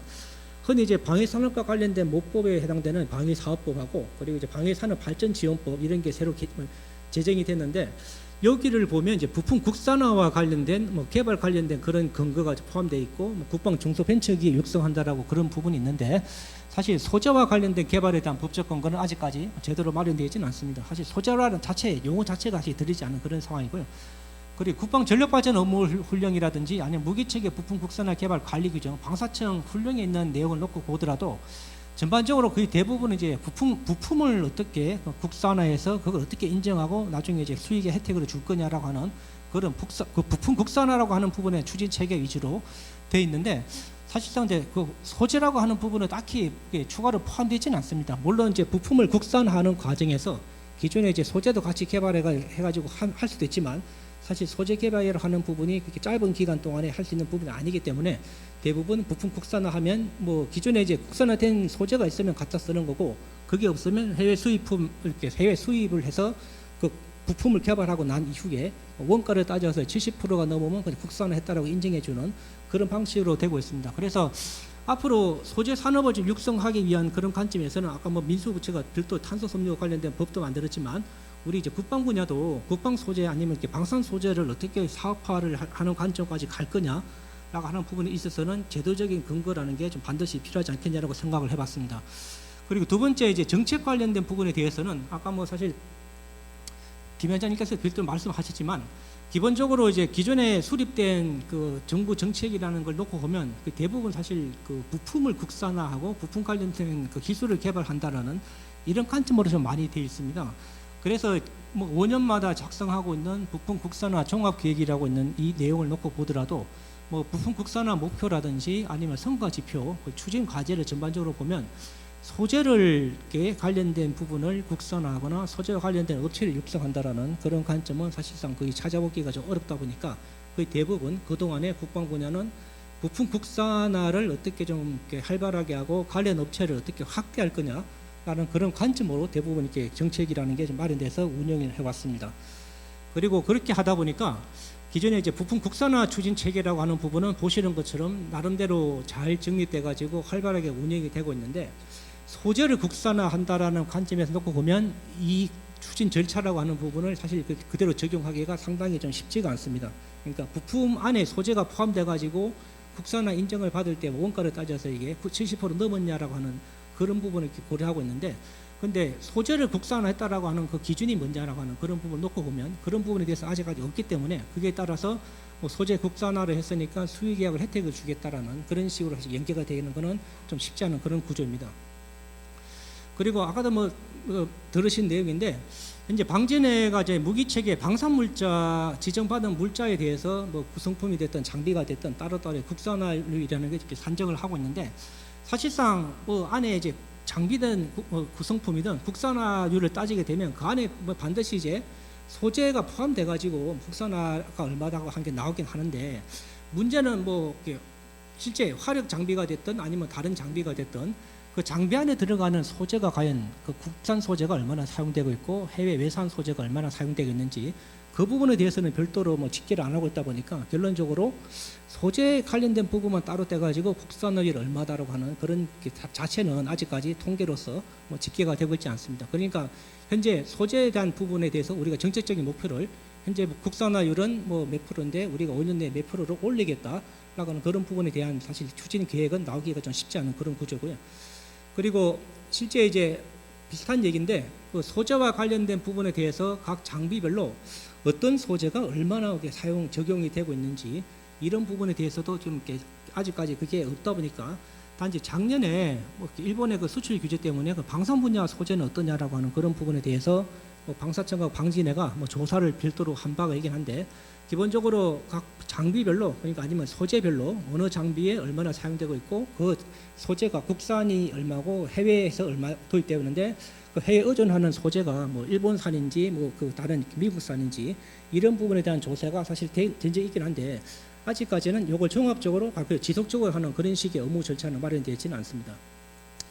그래서 뭐 이런 제반 상황을 고려하면 결론적으로 현재 우리 국방 소재라고 하는 부분 중에서 이제 첨단 소재라는 걸 놓고 보면 산업을 좀 육성한다는 관점에서 놓고 보면 아직까지 그러니까 그 대부분의 이제 소재 관련 부분에 첨단 소재를 해외에 의존하고 있고 그리고 그 부분에 대해서 시장이 대부분 그 해외 기술도 해외에서 사실 원천 기술을 의존하고 있는 그런 식으로 좀 운영되다 보니까 아직까지 우리가 좀 나아가야 될 방향 4단계라고 놓고 보면 그 중에서 1단계에서 이제 막 2단계로 넘어갈까 말까 하는 그런 부분이 좀 있는 게 아닌가라고 생각이 됩니다. 단지 이제 탄소 섬유 같은 경우는 아까 이제 성공적인 케이스로 워낙 우리가 잘 개발하다 보니까 실질적으로 이제 그 산업 그 소재와 관련된 부분 발전 단계를 4단계 놓고 보면 이미 이제 3단계로 넘어가 가지고 생산 거점을 국내에서 이렇게 명확하게 확보하고 대수 어떤 소요를 대부분 충족하는 단계로 나아갔고 앞으로 뭐 이건 탄소 섬유를 더 많이 우리가 수출 지원을 해서 그 수출 그 규모를 많이 확대한다고 치면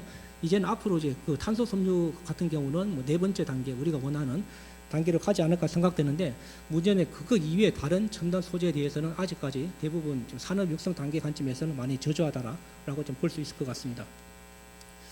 그래서 뭐 그러면 이제 다른 부처는 어떻게 하냐라고 하는 부분을 몇 가지 좀 짚어봤습니다. 이걸 기반으로 우리 이렇게 국방 분야 소재도 뭐 비슷한 케이스로 가야 되지 않겠냐라고 좀 생각을 해봤습니다.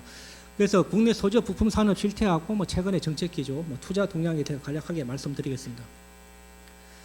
뭐 기본적으로 그 소재 관련된 산업이라고 하는 부분에 대한 조사는 뭐 산업부가 워낙 이 분야에 대한 통계를 계속 축적을 해오기 때문에 사실 그 관련된 데이터는 많이 좀 공개가 되고 있고 우리가 좀 쉽게 파악을 할 수 있습니다. 산업부도 사실상 2000년대 초반에 이제 소재하고 이제 부품을 우리가 국내 개발해야 되겠다고 하는 그런 관점에서 많은 정책적인 드라이버를 걸어갔고요. 그때 이제 소부장과 관련된 법도 만들어지고 뭐 업체도 지정하고 이렇게 활발하게 정책을 펼쳐왔습니다.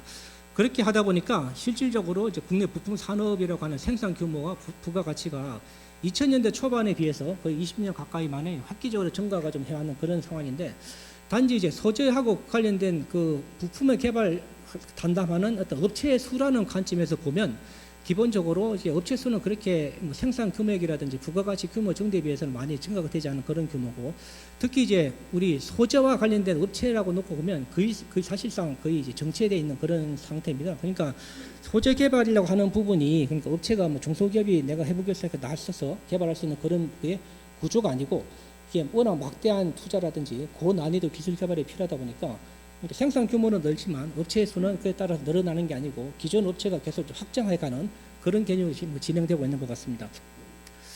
그리고 이제 소재와 관련된 아까 말씀드린 것 중에 생산액 중에서 이제 소재와 관련된 부분에 대해서 조금 이렇게 특징을 놓고 보면 뭐 말씀드린 것처럼 이게 그 소재 산업에 대해서 특히 보면 생산액 기준이 보면 거의 50% 이상을 300일 이상 되는 업체가 좀 담당을 하고 있거든요. 그러니까 부품하고 좀 다르게 말씀드린 것처럼 소재는 어떻게 좀 고난이도 개발이고 워낙 많은 인프라 투자가 필요하다 보니까 주로 중견이나 대기업 위주로 많이 좀 생산을 하고 있고 그 기술 개발이 이루어지겠다라고 볼 수 있을 것 같습니다. 그 중에서 아까 말씀드린 소재 5대 분야 중에서 특히 이제 금속 분야에 대한 그런 부분은 특히 뭐 대기업에 대한 의존도가 더 많이 좀 크게 좀 되고 있고, 그 말고 섬유 같은 경우는 상대적으로 뭐 중소기업 비중이 좀 더 많이 차지하는 그런 식으로 좀 이렇게 역할 분담이 되어 있습니다. 특히 아까 그 말씀드린 것 중에 내용이 이제 우리 다른 산업의 최근 정책 기조가 어떤가라는 그런 부분인데요.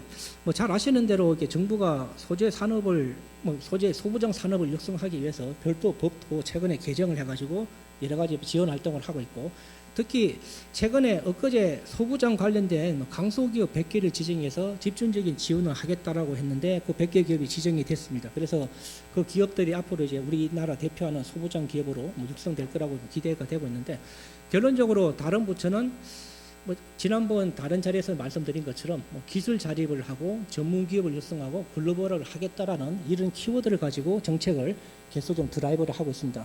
결론적으로 기술 개발해서 끝나는 게 아니고 그걸 이제 독자 기술을 개발해서 수출 산업화를 하겠다라는 그런 관점으로 지금 계속 이렇게 다른 부처가 가고 있기 때문에, 사실상 국방부 부처도 사실 이런 식의 가치적인 흐름에 따라가 가지고 아무 업체를 통해서 사실 이렇게 좀 국산화 시킨다는 이런 구조보다는 주로 전문 업체를 통해서 중점적으로 지원해서 핵심 원천 기술을 개발시키고 개발된 결과를 그래 신속하게 군에 쓰고 그걸 군에 대한 결과를 바탕으로 다시 수출 산업화하는 이런 루트로 같이 가야 되지 않겠냐라고 좀 생각을 해봤습니다. 그리고 최근에 이제 소부장 관련된 통계 중에서 이제 그 R&D 투자와 관련된 통계도 보시는 것처럼 최근에 이렇게 사실 좀 그 소재 관련된 부분의 투자가 국가 R&D 전체 사업의 예산 중에서 뭐 3.2%, 3.5% 정도 돼가지고 그렇게 많지가 않은데, 최근에 이게 소부장 관련된 통합된 수치인데 뭐 말씀 드린 것처럼 2019년도 그 일본의 수출 규제 때문에 소부장이 중요하다는 그런 인식을 하다 보니까 거의 뭐 2배 가까이 최근에 뭐 증가된 그런 추세이고요. 그리고 소재와 관련된 업체 그 관련된 기술은 워낙 이 분야를 전담으로 하는 몇몇 기관이 있다 보니까 예컨대 뭐 국가과학기술연구회 산하의 뭐 재료연구소라고 있는데 뭐 그런 부터 해가지고 관련 정출연 위주로 많은 기술 개발이 좀 이루어지고 있습니다. 특히 작년부터 이제 정출연의 소부장과 관련된 원천 기술을 개발하는 임무를 지금 부여받아가지고 적극적으로 투자를 하고 있다 보니까 보시는 것처럼 많은 사실 관련된 뭐 성과를 내고 있는 그런 상황이고요. R&D 과제가 677개를 최근 1년 동안 진행을 해왔고, 특허를 뭐 1250개 정도 출원하거나 뭐 등록했다라는 그런 실적이 있는 등 여러 가지 활발하게 활동을 하고 있습니다. 그리고 실제로 작년 그 2017년도에 제가 그 정출연이 갖고 있는 기술 중에서 이제 군에 쓸만한 기술이 뭐가 있는지 뭐 조사를 한 적이 있었는데요.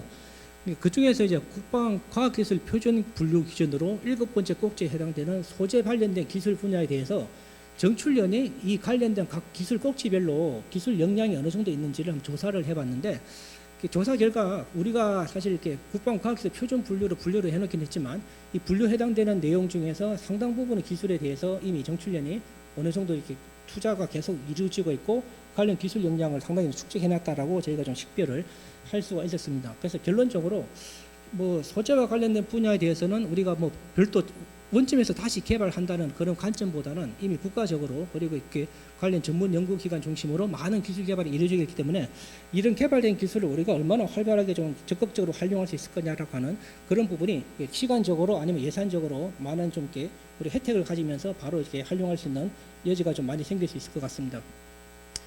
그래서 결론적으로 소재와 관련된 분야에 대한 그 육성을 어떻게 해야 되냐라고 그런 관점에서 좀 몇 가지 정리해 봤는데, 뭐 크게 추진 목표를 한번 나름대로 정립해 봤는데, 첨단 국방 소재 국산화 개발 추진 체계를 정립해서 무기 체계 고도화하고 국방 소재 산업 육성하자라는 그런 이제 두 마리 토끼를 같이 쫓아라는 관점에서 한번 해봤고, 이걸 하기 위해서 한번 세 가지 개선 방안을 한번 이렇게 마련해 봤습니다. 첫 번째는 그 계속 말씀드린 것처럼 전 순기적으로 소재에 관련된 분야에 대한 그 기술을 기획한다는 관점에서 사업하는 관점까지 소재 국산화 개발 추진 체계하고 국산화 기준을 좀 정립하는 게 필요하고요. 시험평가 인정까지 포함해가지고. 두 번째는 이제 투자 협력과 관련된 부분인데, 말씀드린 것처럼 국방부처가 이제 국방 분야 예산을 가지고 군에 쓰기 위한 용도로만 개발하는 것은 사실은 경제성 부분에서 혜택이 별로 없을 수가 있습니다. 그러니까 사실상 이거는 워낙 또 민간 경영에서 높기 때문에 다른 부처 예산을 끌어들이고 다른 부처하고 협력하는 형태 이런 구조로 가는 게 합리적이라고 생각했기 때문에 기본적으로 민수부처하고 국방부처 간의 협력 기반으로 소재 국산화 관련된 투자를 확대한다라는 걸 두 번째 해봤고, 세 번째는 이제 우수 소재 개발 생산업체를 육성하고 이걸 수출 산업화를 촉진한다라는 그런 관점에서 정립을 해봤습니다. 그러니까 아까 소부장 강소기업 100개 업체를 지정한 것처럼 사실상 소재와 관련된 분야는 워낙 기술 개발 그 투자가 많이 필요해지고 인프라 확충하는데 많은 예산이 투자되다 보니까 여러 업체들을 사실 나눠서 이렇게 분산적으로 육성하는 것은 사실 쉽지가 않은 구조고, 아주 유망한 기업을 잘 선정해가지고 집중 지원하는 그런 방식이 좀 더 합리적이라고 생각하기 때문에 세 번째 산업 육성 방향을 좋게 만들어봤습니다. 그래서 향후에는 기본적으로 국방 소재 국산화 관련된 법적 근거하고 별도 훈령을 좀 마련하는 게 필요하고, 가능하면 방사청 내 국방 소재 국산화와 관련된 전담 인력이라든지 아니면 이렇게 방사청 기품원 같은데 이렇게 전담 기관으로 지정해가지고 소재와 관련된 분야 국산화 개발하는데 좀 집중적인 지원하는 이런 방식이 필요할 것 같고요. 두 번째는 말씀드린 것처럼 명확하게 역할 분담해가지고 기획하고 활용은 군이 책임지겠다. 단지 그 기술 개발하고 사업에 대한 투자는 뭐 다른 부처가 책임지는 이런 형태로 같이 좀 진행하는 방식으로 하고, 그래서 다른 부처하고 전담해서 기술 개발하는 국산화 사업을 좀 별도로 만드는 게 어떤가라고 생각을 해봤습니다. 세 번째는 말씀드린 것처럼 우수 국방 소재 전문 기업을 육성하고 기관 간의 협력에 따라서 소재 원천 기술 개발해서 수출 산업화하는 이런 관점으로 가자라고 좀 제안을 드려봤고요. 그래서 시간이 좀 뭐 진행자로서 좀 너무 초과된 건 좀 그렇기 때문에 간략하게 좀 진행하도록 하겠습니다. 그래서 말씀드린 것처럼 우리 소재와 관련된 분야에 대한 국산화 추진 체계를 마련하는 게 필요한데, 계속 말씀드린 것처럼 우리 군이 우리가 예산 투자해서 우리가 쓰겠다는 그런 관점보다는 민군 겸용 기술 아니면 이제 민군 기술 협력이라고 하는 그런 관점에서 소재와 관련 분야를 뭘 국산화할 거냐를 잘 정립하고, 그거에 대해서 국산화하는 목표를 정립할 때 반드시 군의 소유를 기반으로 요구 소재 성능이나 그 기술 개발 목표를 정하는 게 필요할 것 같습니다. 그래서 이걸 가지고 뭐 우수 업체를 선정해서 개발을 시키고, 특히나 개발이 끝나고 난 뒤에는 반드시 부처 간의 협력을 해가지고 시험평가 단계를 거치도록 하는 게 필요합니다. 그러니까 대부분 그동안 개발된 결과물을 보면 시험평가 기준 자체가 없었기 때문에 사실 시험평가해서 국산했다고 인정하는 게 쉽지가 않고, 인정이 안 되다 보니까 군에서 못 쓰는 이런 구조가 같기 때문에 반드시 시험평가하는 걸 부처 간의 협의를 잘 해가지고 반드시 개발할 때부터 어떤 기준을 충족할 거냐고 하는 부분을 명확히 정해놓고 그 충족했는지 여부를 시험평가를 하는 절차를 반드시 포함하는 게 필요할 것 같습니다. 끝나고 난 뒤에는 당연히 이제 그 시험평가 통과하면 국산화했는지에 대한 여부를 인정을 하고, 인정됐으면 이제 수의자 혜택을 줘서 사실상 군에 쓰도록 하고, 나아가서 뭐 아까 말씀드린 것처럼 절충개혁이라고 하는 그런 제도, 다른 제도를 써가지고 수출 지원하는 이런 형태 전승기 추진 체계를 마련하는 게 좀 필요할 것 같습니다. 끝으로 뭐 아까 말씀드린 것처럼 소재와 관련된 부분은 사실 전문기업 육성하는 게 더 많이 필요하다고 생각하는데, 뭐 다른 산업부도 이런 관점에서 정책을 펼치고 있기 때문에 우리도 거기에 따라서 비슷하게 전문기업 지정해서 전문기업한테 혜택을 주는 이런 식으로 하는 게 필요할 것 같고요. 단지 전문기업 지정받았다고 해서 그 자격이 계속 가는 건 아니고, 당연히 3년 정도마다 주기적으로 평가해가지고 계속 자격을 줄 거냐 아니면 자격을 사실 이렇게 박탈할 거냐, 그런 관점으로 좀 운영하는 게 필요할 것 같습니다. 예, 이상으로 오늘 뭐 세 번째 발제를 다 마쳤고요. 예, 한성도 교수님은 저희 영남대 교수시면서도 저희 학회 수석 부회장이십니다. 그래서 앞으로 진행되는 그 순서, 진행되는 내용에 대해서는 한 교수님께서 뭐 자장으로서 이렇게 담당을 해주시고, 나중에 끝나고 난 뒤에 제가 별도로 코멘트를 드리겠습니다. 예, 감사합니다. 예, 소개 감사합니다. 오늘 토론의 자장을 맡게 된 영남대학교 화학공학부 교수 한성수입니다. 토론에 앞서 먼저 오늘 토론자를 소개해드리도록 하겠습니다. 박수로 환영해 주시기 바랍니다. 방위사업청 조준현 방산 일자리 과장님 참석해 주셨습니다. 안녕하십니까. 산업연구원 장문준 연구위원님 참석해 주셨습니다. 웨비스 강운규 대표님 참석해 주셨습니다. 그리고 아까 발제해 주신 대극 가번의 김강수 대표님 참석해 주셨습니다. 그다음에 키스트의 이승호 센터장님 참석해 주셨습니다. 네, 지금부터 토론자들의 토론이 있겠습니다. 먼저 조준현 과장님 부탁드립니다. 토론 시간은 한 분당 10분씩입니다. 예, 방위사업청 방산 일자리 과장 조준현입니다. 제가 그 명칭이 또 방산 일자리과래 가지고 일자리 뭐 주로 하는 것 같다는 느낌이 있는데 저희들은 이제 주력은 부품국산화입니다.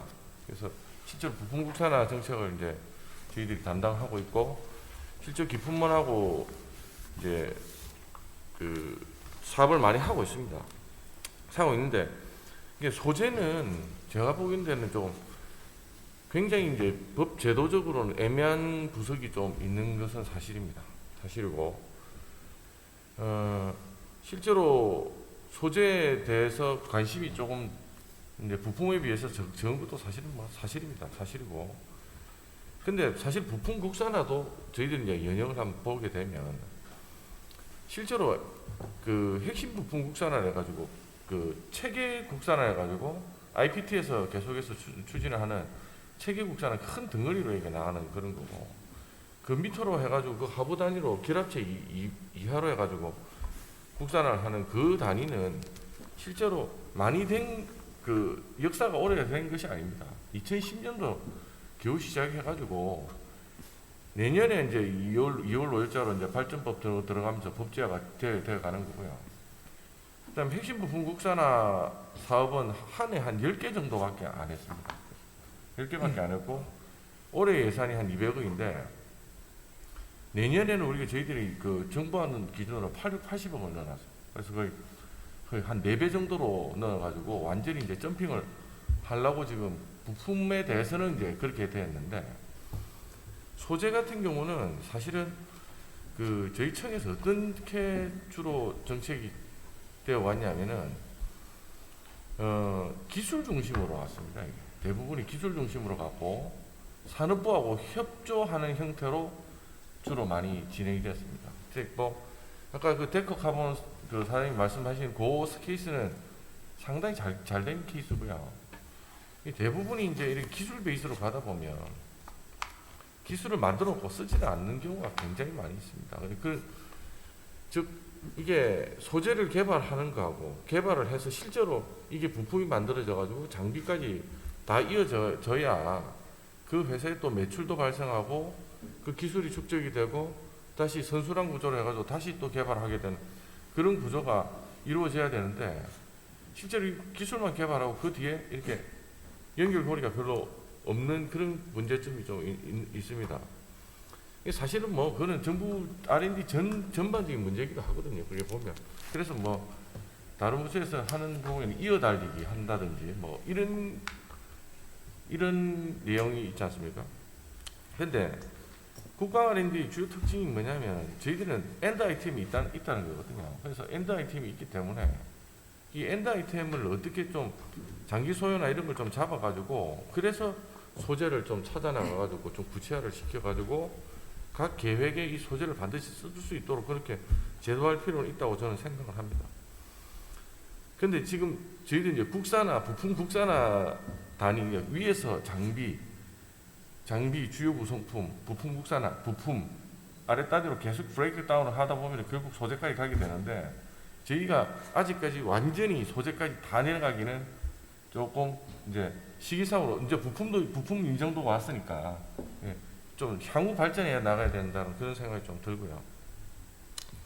그다음에 소재는 저희들이 국산화라고 하는데 이게 좀 국산화라는 말 자체는 대체품이 있는 경우에 국산화라는 말 주로 쓰는 거고 이 소재 같은 경우는 향후에 쓰여질 거고 그러기 때문에 이게 국산화라는 말이 맞는지 그건 좀 의문스럽긴 합니다. 또 이제 제가 마지막으로 좀 말씀드린 거는 좀 소재는 특징이 저희들이 묶어서도 좀 해봤습니다. 저희들 사업 중에서 철강 같은 경우는 했습니다. 북방 같은 경우에 사업을 해본 적이 있고 소재 사업을 했는데 이게 문제가 뭐냐면 일반적인 부품 국산화하고 전혀 좀 다른 성질을 가지고 특히나 초기 제조 개발할 때 개발 비용하고 그 다음에 개발된 이후에 이걸 갖다 양산 단계에 들어가고 제조하는 그때 엄청난 투자가 들어가기 때문에 이게 지원의 방식이 과연 R&D 중심으로 가야 되는 것인지 아니면은 이걸 다 묶어서 초기 투자 비용을 같이 포함해서 볼 것인지 이걸 갖다가 저희들이 좀 봐야 되기 때문에 현재 현 상태의 부품 국산화는 대부분이 부품을 개발할 때 거의 대부분이 설비가 다 있는 경우가 많고요. 뭐 예외는 있습니다. 변속기나 이런 건 좀 다를 수 있는데 대부분이 그렇기 때문에 그거는 설비가 추가 설비가 크게 많이 안 들어가고 기존 설비를 많이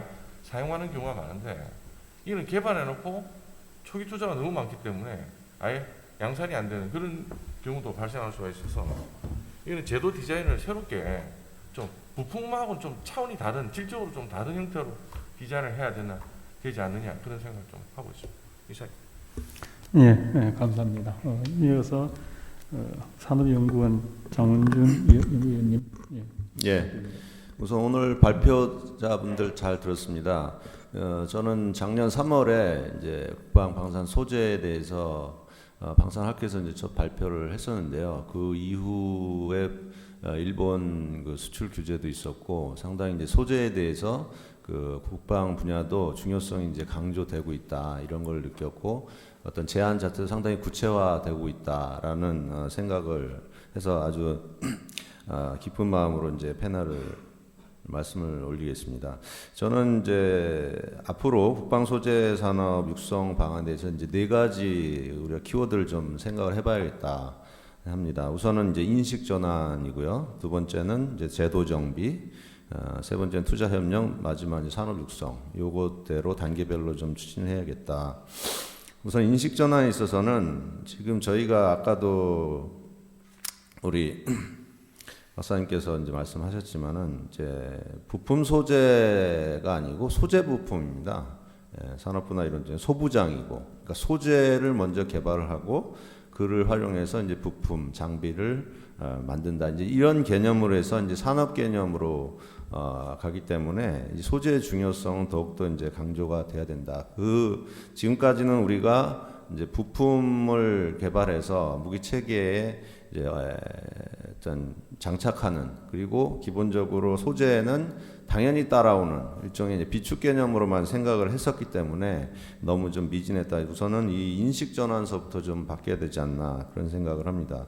두 번째는 제도 정비는 이제 발표자님의 생각대로 저는 전체적으로 한번 소재에 대한 중요성들이 주요 정책에 좀 반영이 돼야겠다. 그래서 국방 R&D 정책서에 이제 방산 소재 포함해야 된다는 내용은 상당히 좀 당연하다고 생각을 하고요. 특히 저는 이제 최근에 방위산업 발전 기본 방위산업 그 발전이 지원하는 법률이 이제 제정이 됐습니다. 그 안에 보면 방위산업 발전 기본계획, 그러니까 방산 기본계획이죠. 이걸 수립하게 되어 있는데 현재 여기에 지금 소재가 안 들어가 있더라고요. 그래서 좀 늦었지만 다행히 이제 5조, 6조의 뭐 방산 물자 등의 연구결 국산화에 대한 사항 이렇게 있는데 그래서 방산 물자 소재, 그다음 6조 같은 경우도 부품 국산화 개발 대상 품목 이런 게 소재가 좀 포함이 되면 좋겠다. 시기적으로 좀 늦더라도 그 밖에 방사청장이 필요하다고 인정하는 사항이 있기 때문에 여기에 이제 소재를 특히 이제 첨단 방산 소재를 넣어서 좀 강화를 해야겠다. 이래야 이제 통계도 작성이 되고 파악이 되고 이럴 것으로 좀 생각을 하고 있습니다. 그리고 부품 국산화 종합계획도 이제 앞으로는 이제 소재 부품 국산화 종합계획으로 명칭을 확대해서 우리가 연구를 해야겠다 이렇게 생각합니다. 그리고 이제 제도 정비의 가장 키는 단기적으로는 방산물자 지정 제도를 활용하는 것으로 보고 있습니다. 그래서 첨단 방산 소재도 방산물자에 포함을 시켜서 방산물자가 받는 어떤 우대 정책을 포함할 필요가 있다. 특히 극초음속 유도 우리가 꼭 필요한 어떤 분야 무기 체계와 연계해서 그 다음에 이제 스텔스 도료 SIC 그 다음에 이제 지금 미국 보면은 2018년에 연구개발 차관실이 DOD에서 이제 신설이 됐는데 거기 이제 제조산업 기반 국이 있습니다. TMIB.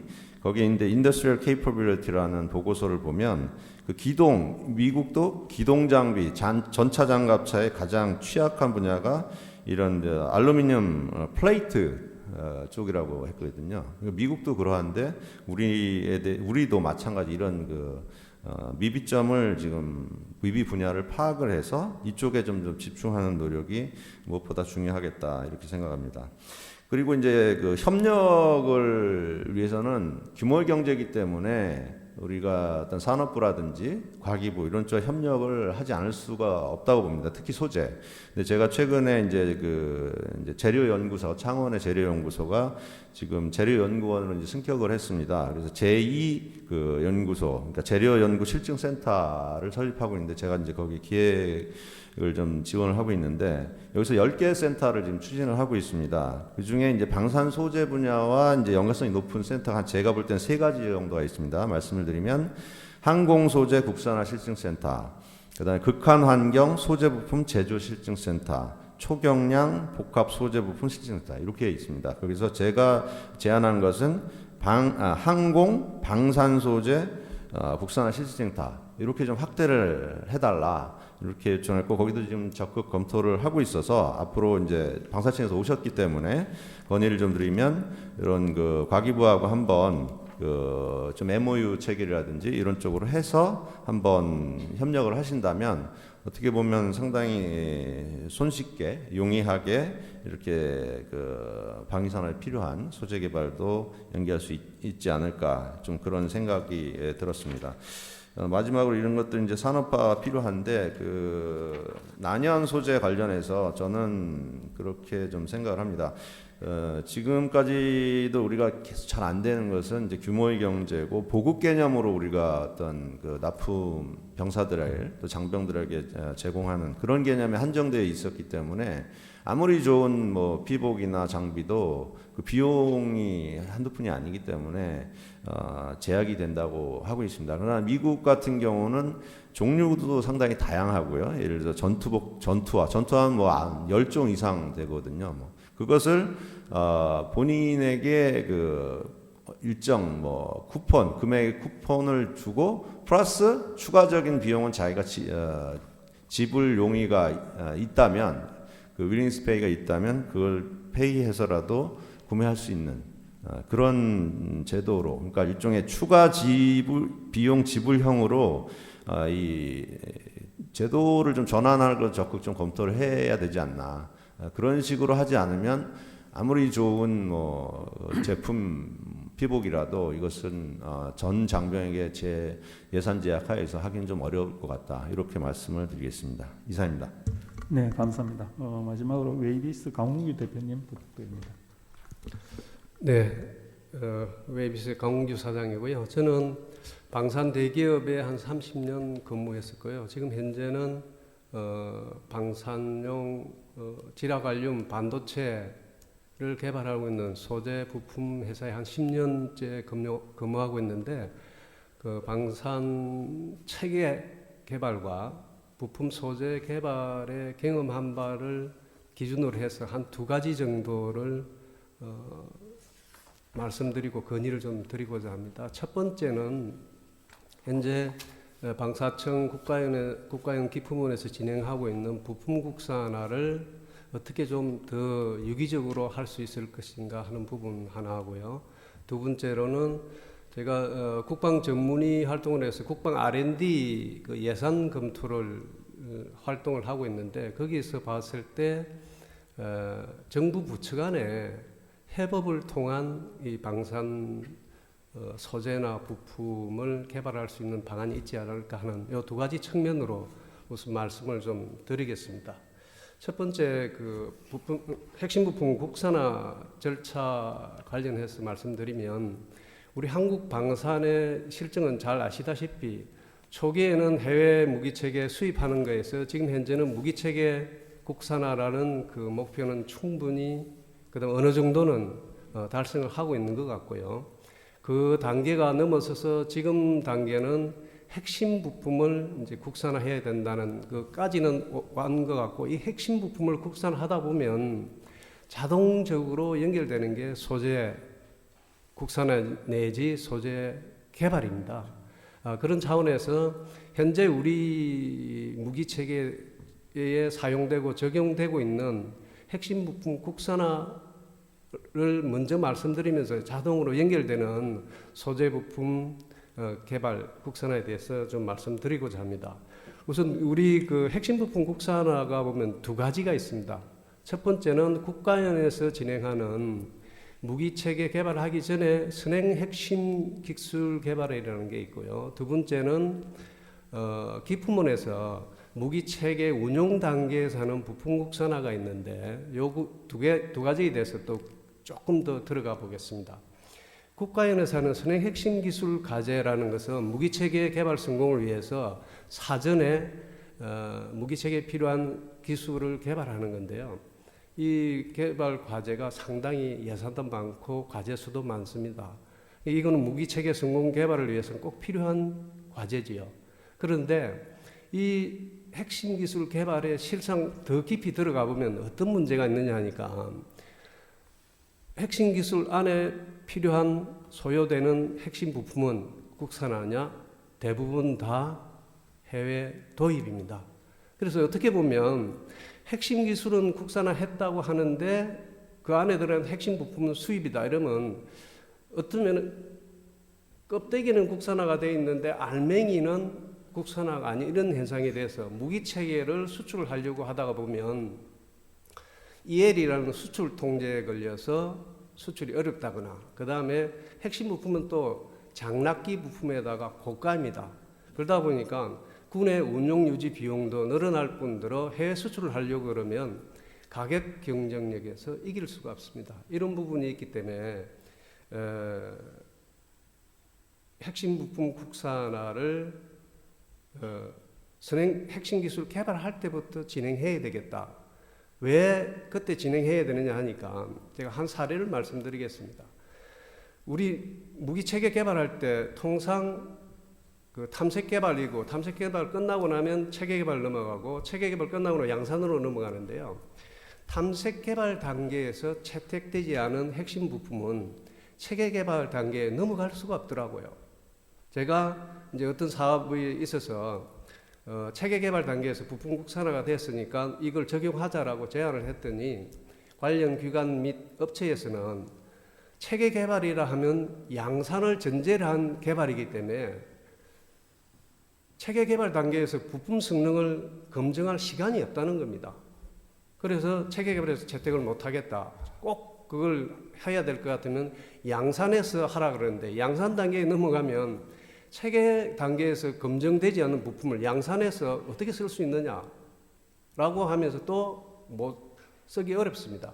양산 단계의 부품 국산하는 부분은 이제 그 기품원에서 주관하는 부품 국산화 과제가 있지 않습니까? 양산 단계에 가면 부품 국산화 과제는 대부분 운용 유지 단계에서 문제가 생기는 장비, 즉 해외에서 단종이 됐다거나 아니면 부품이 너무 고가라 가지고 조달하기가 어렵다거나 이런 부분에 대해서는 부품 국산화가 진행이 되는데 이때 애로사항이 또 있습니다. 왜 그러냐니까 천마 장비를 잘 알고 계실 겁니다. 이 장비는 프랑스에서 개발하고 국내에서 기술 개발해서 생산했는데 벌써 한 30년 전에 개발된 거거든요. 프랑스에 도입되는 일부 모듈에 대해서 부품 국산을 진행하는데 어떤 문제가 있느냐니까 30년 전에 개발했던 부품을 지금 현재 와서 개발하다 보니까 기술 격차가 엄청 나는 겁니다. 그래서 새로운 부품을 사용하면 성능이나 규격이 아주 좋아지는데 그 부분만 국산화하고 나니까 체계에 적용하려니까 나머지 체계 부품들은 성능이 30년 전 부품이에요. 그래서 거꾸로 신기술, 신부품의 성능을 디그레이드, 더 퇴화시켜서 옛날 부품에 맞춰야 된다는 그런 애로사항이 있습니다. 그 다음에 그게 부품 국산화 된다 손 치더라도 그 다음에 이게 무기 체계에서 문제가 있는지 없는지 검증해야 된다 해서 다시 뭐 사격시험까지 해야 된다면 기간도 엄청 오래 걸리고 비용도 많이 드는 그런 애로사항이 있기 때문에 이 부품 국산화 과제를 이렇게 제안을 좀 드리고 싶습니다. 국가에서 선행 핵심 기술 개발할 때 기품원에서 하는 부품 국산을 아예 연계해서 같이 부품 국산을 진행해서 무기 체계 탐색 개발 단계부터 그걸 적용할 수 있도록 하면 체계 개발 양산까지 순차적으로 아주 자연스럽게 무기 부품 국산화 되지 않을까 싶습니다. 거기에 연계해서 소재부 개발도 가능하겠죠. 그다음 두 번째 안에 대해서는 제가 이제 국방 전문의 그 활동을 하면서 보니까 국가 R&D 정책이라는 게 있는데요. 그 R&D 정책 하에서 국방 그 무기체계 R&D도 연계가 돼야 되는데 솔직히 말씀드리면 국방 분야는 조금 특수한 분야가 있어서 그런지 국가 R&D하고 직접적 연결이 잘 안 되더라고요. 그런 차원에서는 전반적인 우리 국방 R&D와 국가 전체 R&D 정책하고 연계성을 좀 찾아가야 되겠다는 부분이 좀 있고, 그 다음에 아까 말씀드린 대로 국방 쪽은 무기체계 개발 위주이기 때문에 그 밑에 들어간 부품이나 소재 쪽은 사실은 우리 과기정통부나 산자부에서 맡아주는 게 좀 맞지 않을까 싶습니다. 그래서 국방부나 방사청에서는 무기 체계별로 필요한 핵심 부품, 그 다음에 이 소재를 탑다운으로 나열을 해서 어떤 소재는 과기정통부에서 맡아달라, 어떤 핵심 부품은 산자부에서 맡아달라 하는 유기적인 관계를 맺어간다면 아까 그 탄소 그 섬유도 성공한 사례가 있듯이 방사청 국방부 예산만 늘어나는 그 효과도 줄이면서 타 부처와의 연계를 통해서 콜라보레이션을 통해서 국방에 필요한 소재와 부품을 국산하는데 성공할 수 있지 않을까 싶습니다. 크게 이 두 가지를 제안드립니다. 네, 감사합니다. 이상으로 종합 토론을 마쳤습니다. 오늘 포럼에는 국방소재 산업을 육성하기 위한 국산화 정책 방향과 민군 간 협력에 많은 관심을 기울여 주신 여러 전문가들께서 참석해 주셨습니다. 자유롭게 오늘 주제와 관련하여 의견을 말씀해 주시고 또한 발제자 또는 토론자에 대해 질문이 있으시면 받도록 하겠습니다. 질의하실 분이 있으시면 질의해 주시기 바랍니다. 잠깐 지금 예. 사장님 말씀하신 거에 대해서 좀 바로 좀 답변을 좀 드려야 될 예. 부분이 좀 있어가지고 그러죠. 사실은 저희들이 그 부품 국산화를 빨리 해야 된다라고 인식을 하고 있고, 그래서 사실은 지금 체계 개발 단계부터는 다 하려고 지금 하고 있습니다. 그래서 저희들이 워킹그룹이라는 것을 만들어 가지고 기품원 IPT 그 체계업체, 협력업체 다 모여가지고 하는 걸 워킹그룹을 계속 진행을 하고 있습니다. 이 워킹그룹 지금 하고 있는 게 이제 KFX 뭐 LH도 하고 있고 지금 K9 뭐 지금 BO 다 하고 있습니다. 지금 계속 이제 1차, 2차, 3차를 하고 있는데 그거는 나중에 이걸 체계 개발 단계하고 같이 가려고 하는 거거든요. 지금 특히나 KFX, LH는 지금 진행 중이잖아요. 그렇죠. 진행 중인 것도 그 가운데 맞춰가지고 나중에 시험평가나 이런 걸 다 같이 할 수 있도록 지금 맞춰가고 있습니다. 그래서 저희들이 앞당겨야 된다는 것은 충분히 인식을 하고 있고요. 왜냐하면 부품 국산화 늦어지면 늦어질수록 무조건 경제성이 떨어집니다. 네. 유지 단계가면 더 떨어집니다. 왜냐하면 사용 기간이 짧기 때문에 훨씬 줄어들기 때문에 무조건 앞으로 당겨야 된다는 생각을 최대한 맥스로 지금 당기고 있는 실정이라고 좀 말씀드리고, 아까 천마 관련해서 말씀하셨는데 이 천마는 저희들이 천마 송수신기 이거 해가지고 좀 개발이 됐는데 요걸 갖다가 저희들이 다른 부품들도 다 하려고 지금 저희들이 다 조사해가지고 지금 내년부터 아마 사업 착수가 될 겁니다. 네. 나머지가 싹을 다 국산화 할 거라 가지고 그건 너무 걱정 안 하셔도 될 것 같습니다. 예. 앞서서 저 방사청에 진행해 주셔서 고맙습니다. 예, 감사합니다. 질문 한두 개만 더 받도록 하겠습니다. 예.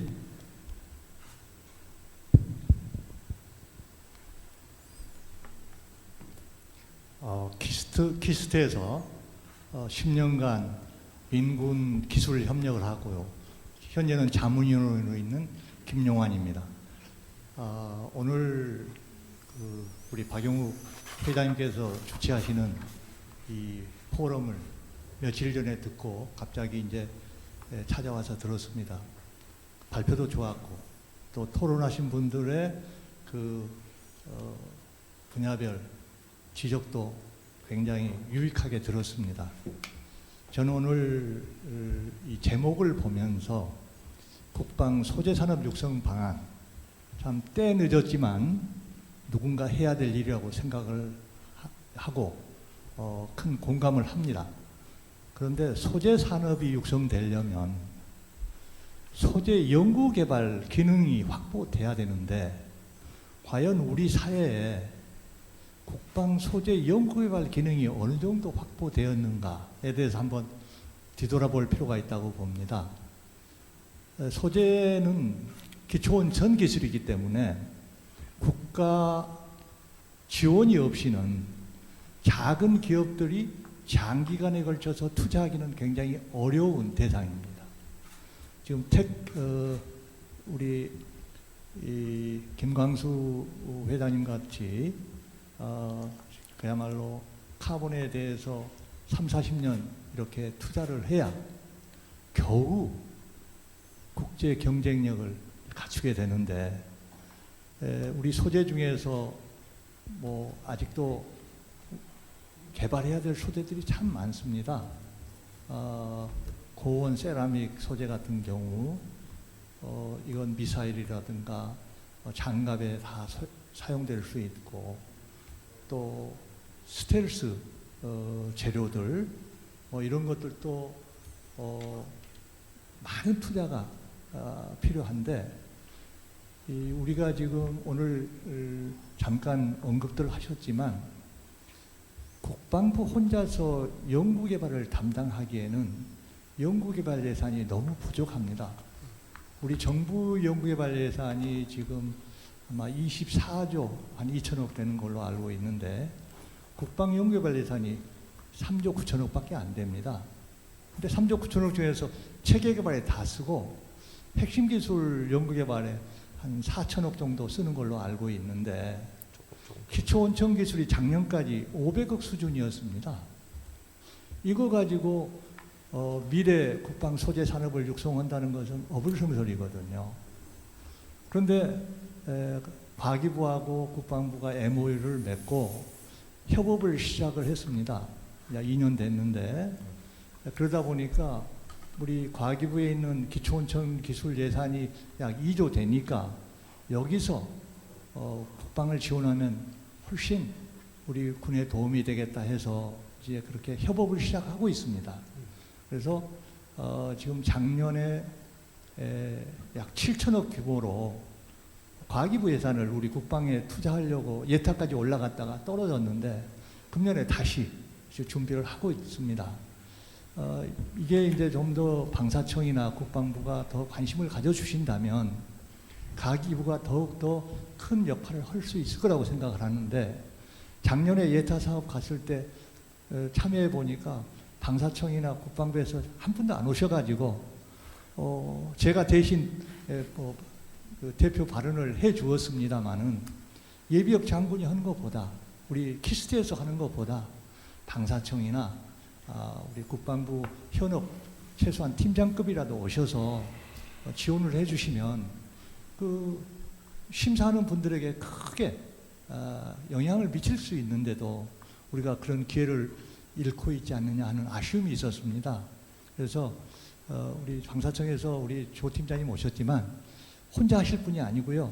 그 관련된 분야가 많기 때문에 좀 더 관심을 가져주십사 부탁을 드리고 싶고 지금 소재 산업을 육성을 하기 위해서는 산자부도 우리하고 많이 연관을 가지고 도와줘야 될 부서지만 여러분이 그동안에 좀 남의 일처럼 생각했던 과기부가 지난 10년 동안 키스트에서 공을 들여서 이제는 국방에 많은 관심을 갖게 됐다는 것을 여러분께 말씀드리고 싶고 이 과기부의 기초원천 기술 예산이 2조나 되는데 이러한 예산 중에 조금만이라도 우리 그 국방과 관련되는 분야에 협업할 수 있다면 그것은 서로 좋은 거거든요.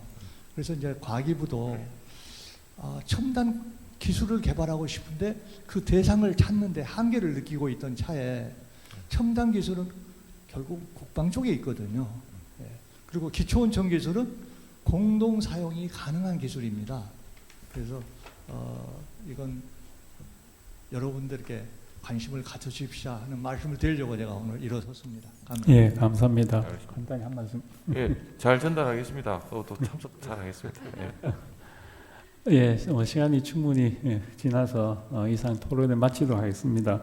오늘 바쁘시고 코로나 와중에도 이렇게 많이 참석해 주시어 이 포럼을 빛내주신 4位 기빈과 방청 여러분께 감사드리며 특히 온라인 시청자 여러분께도 다시 한번 진심으로 감사를 드립니다. 이상으로 토론을 마치도록 하겠습니다. 예, 감사합니다. 고맙습니다.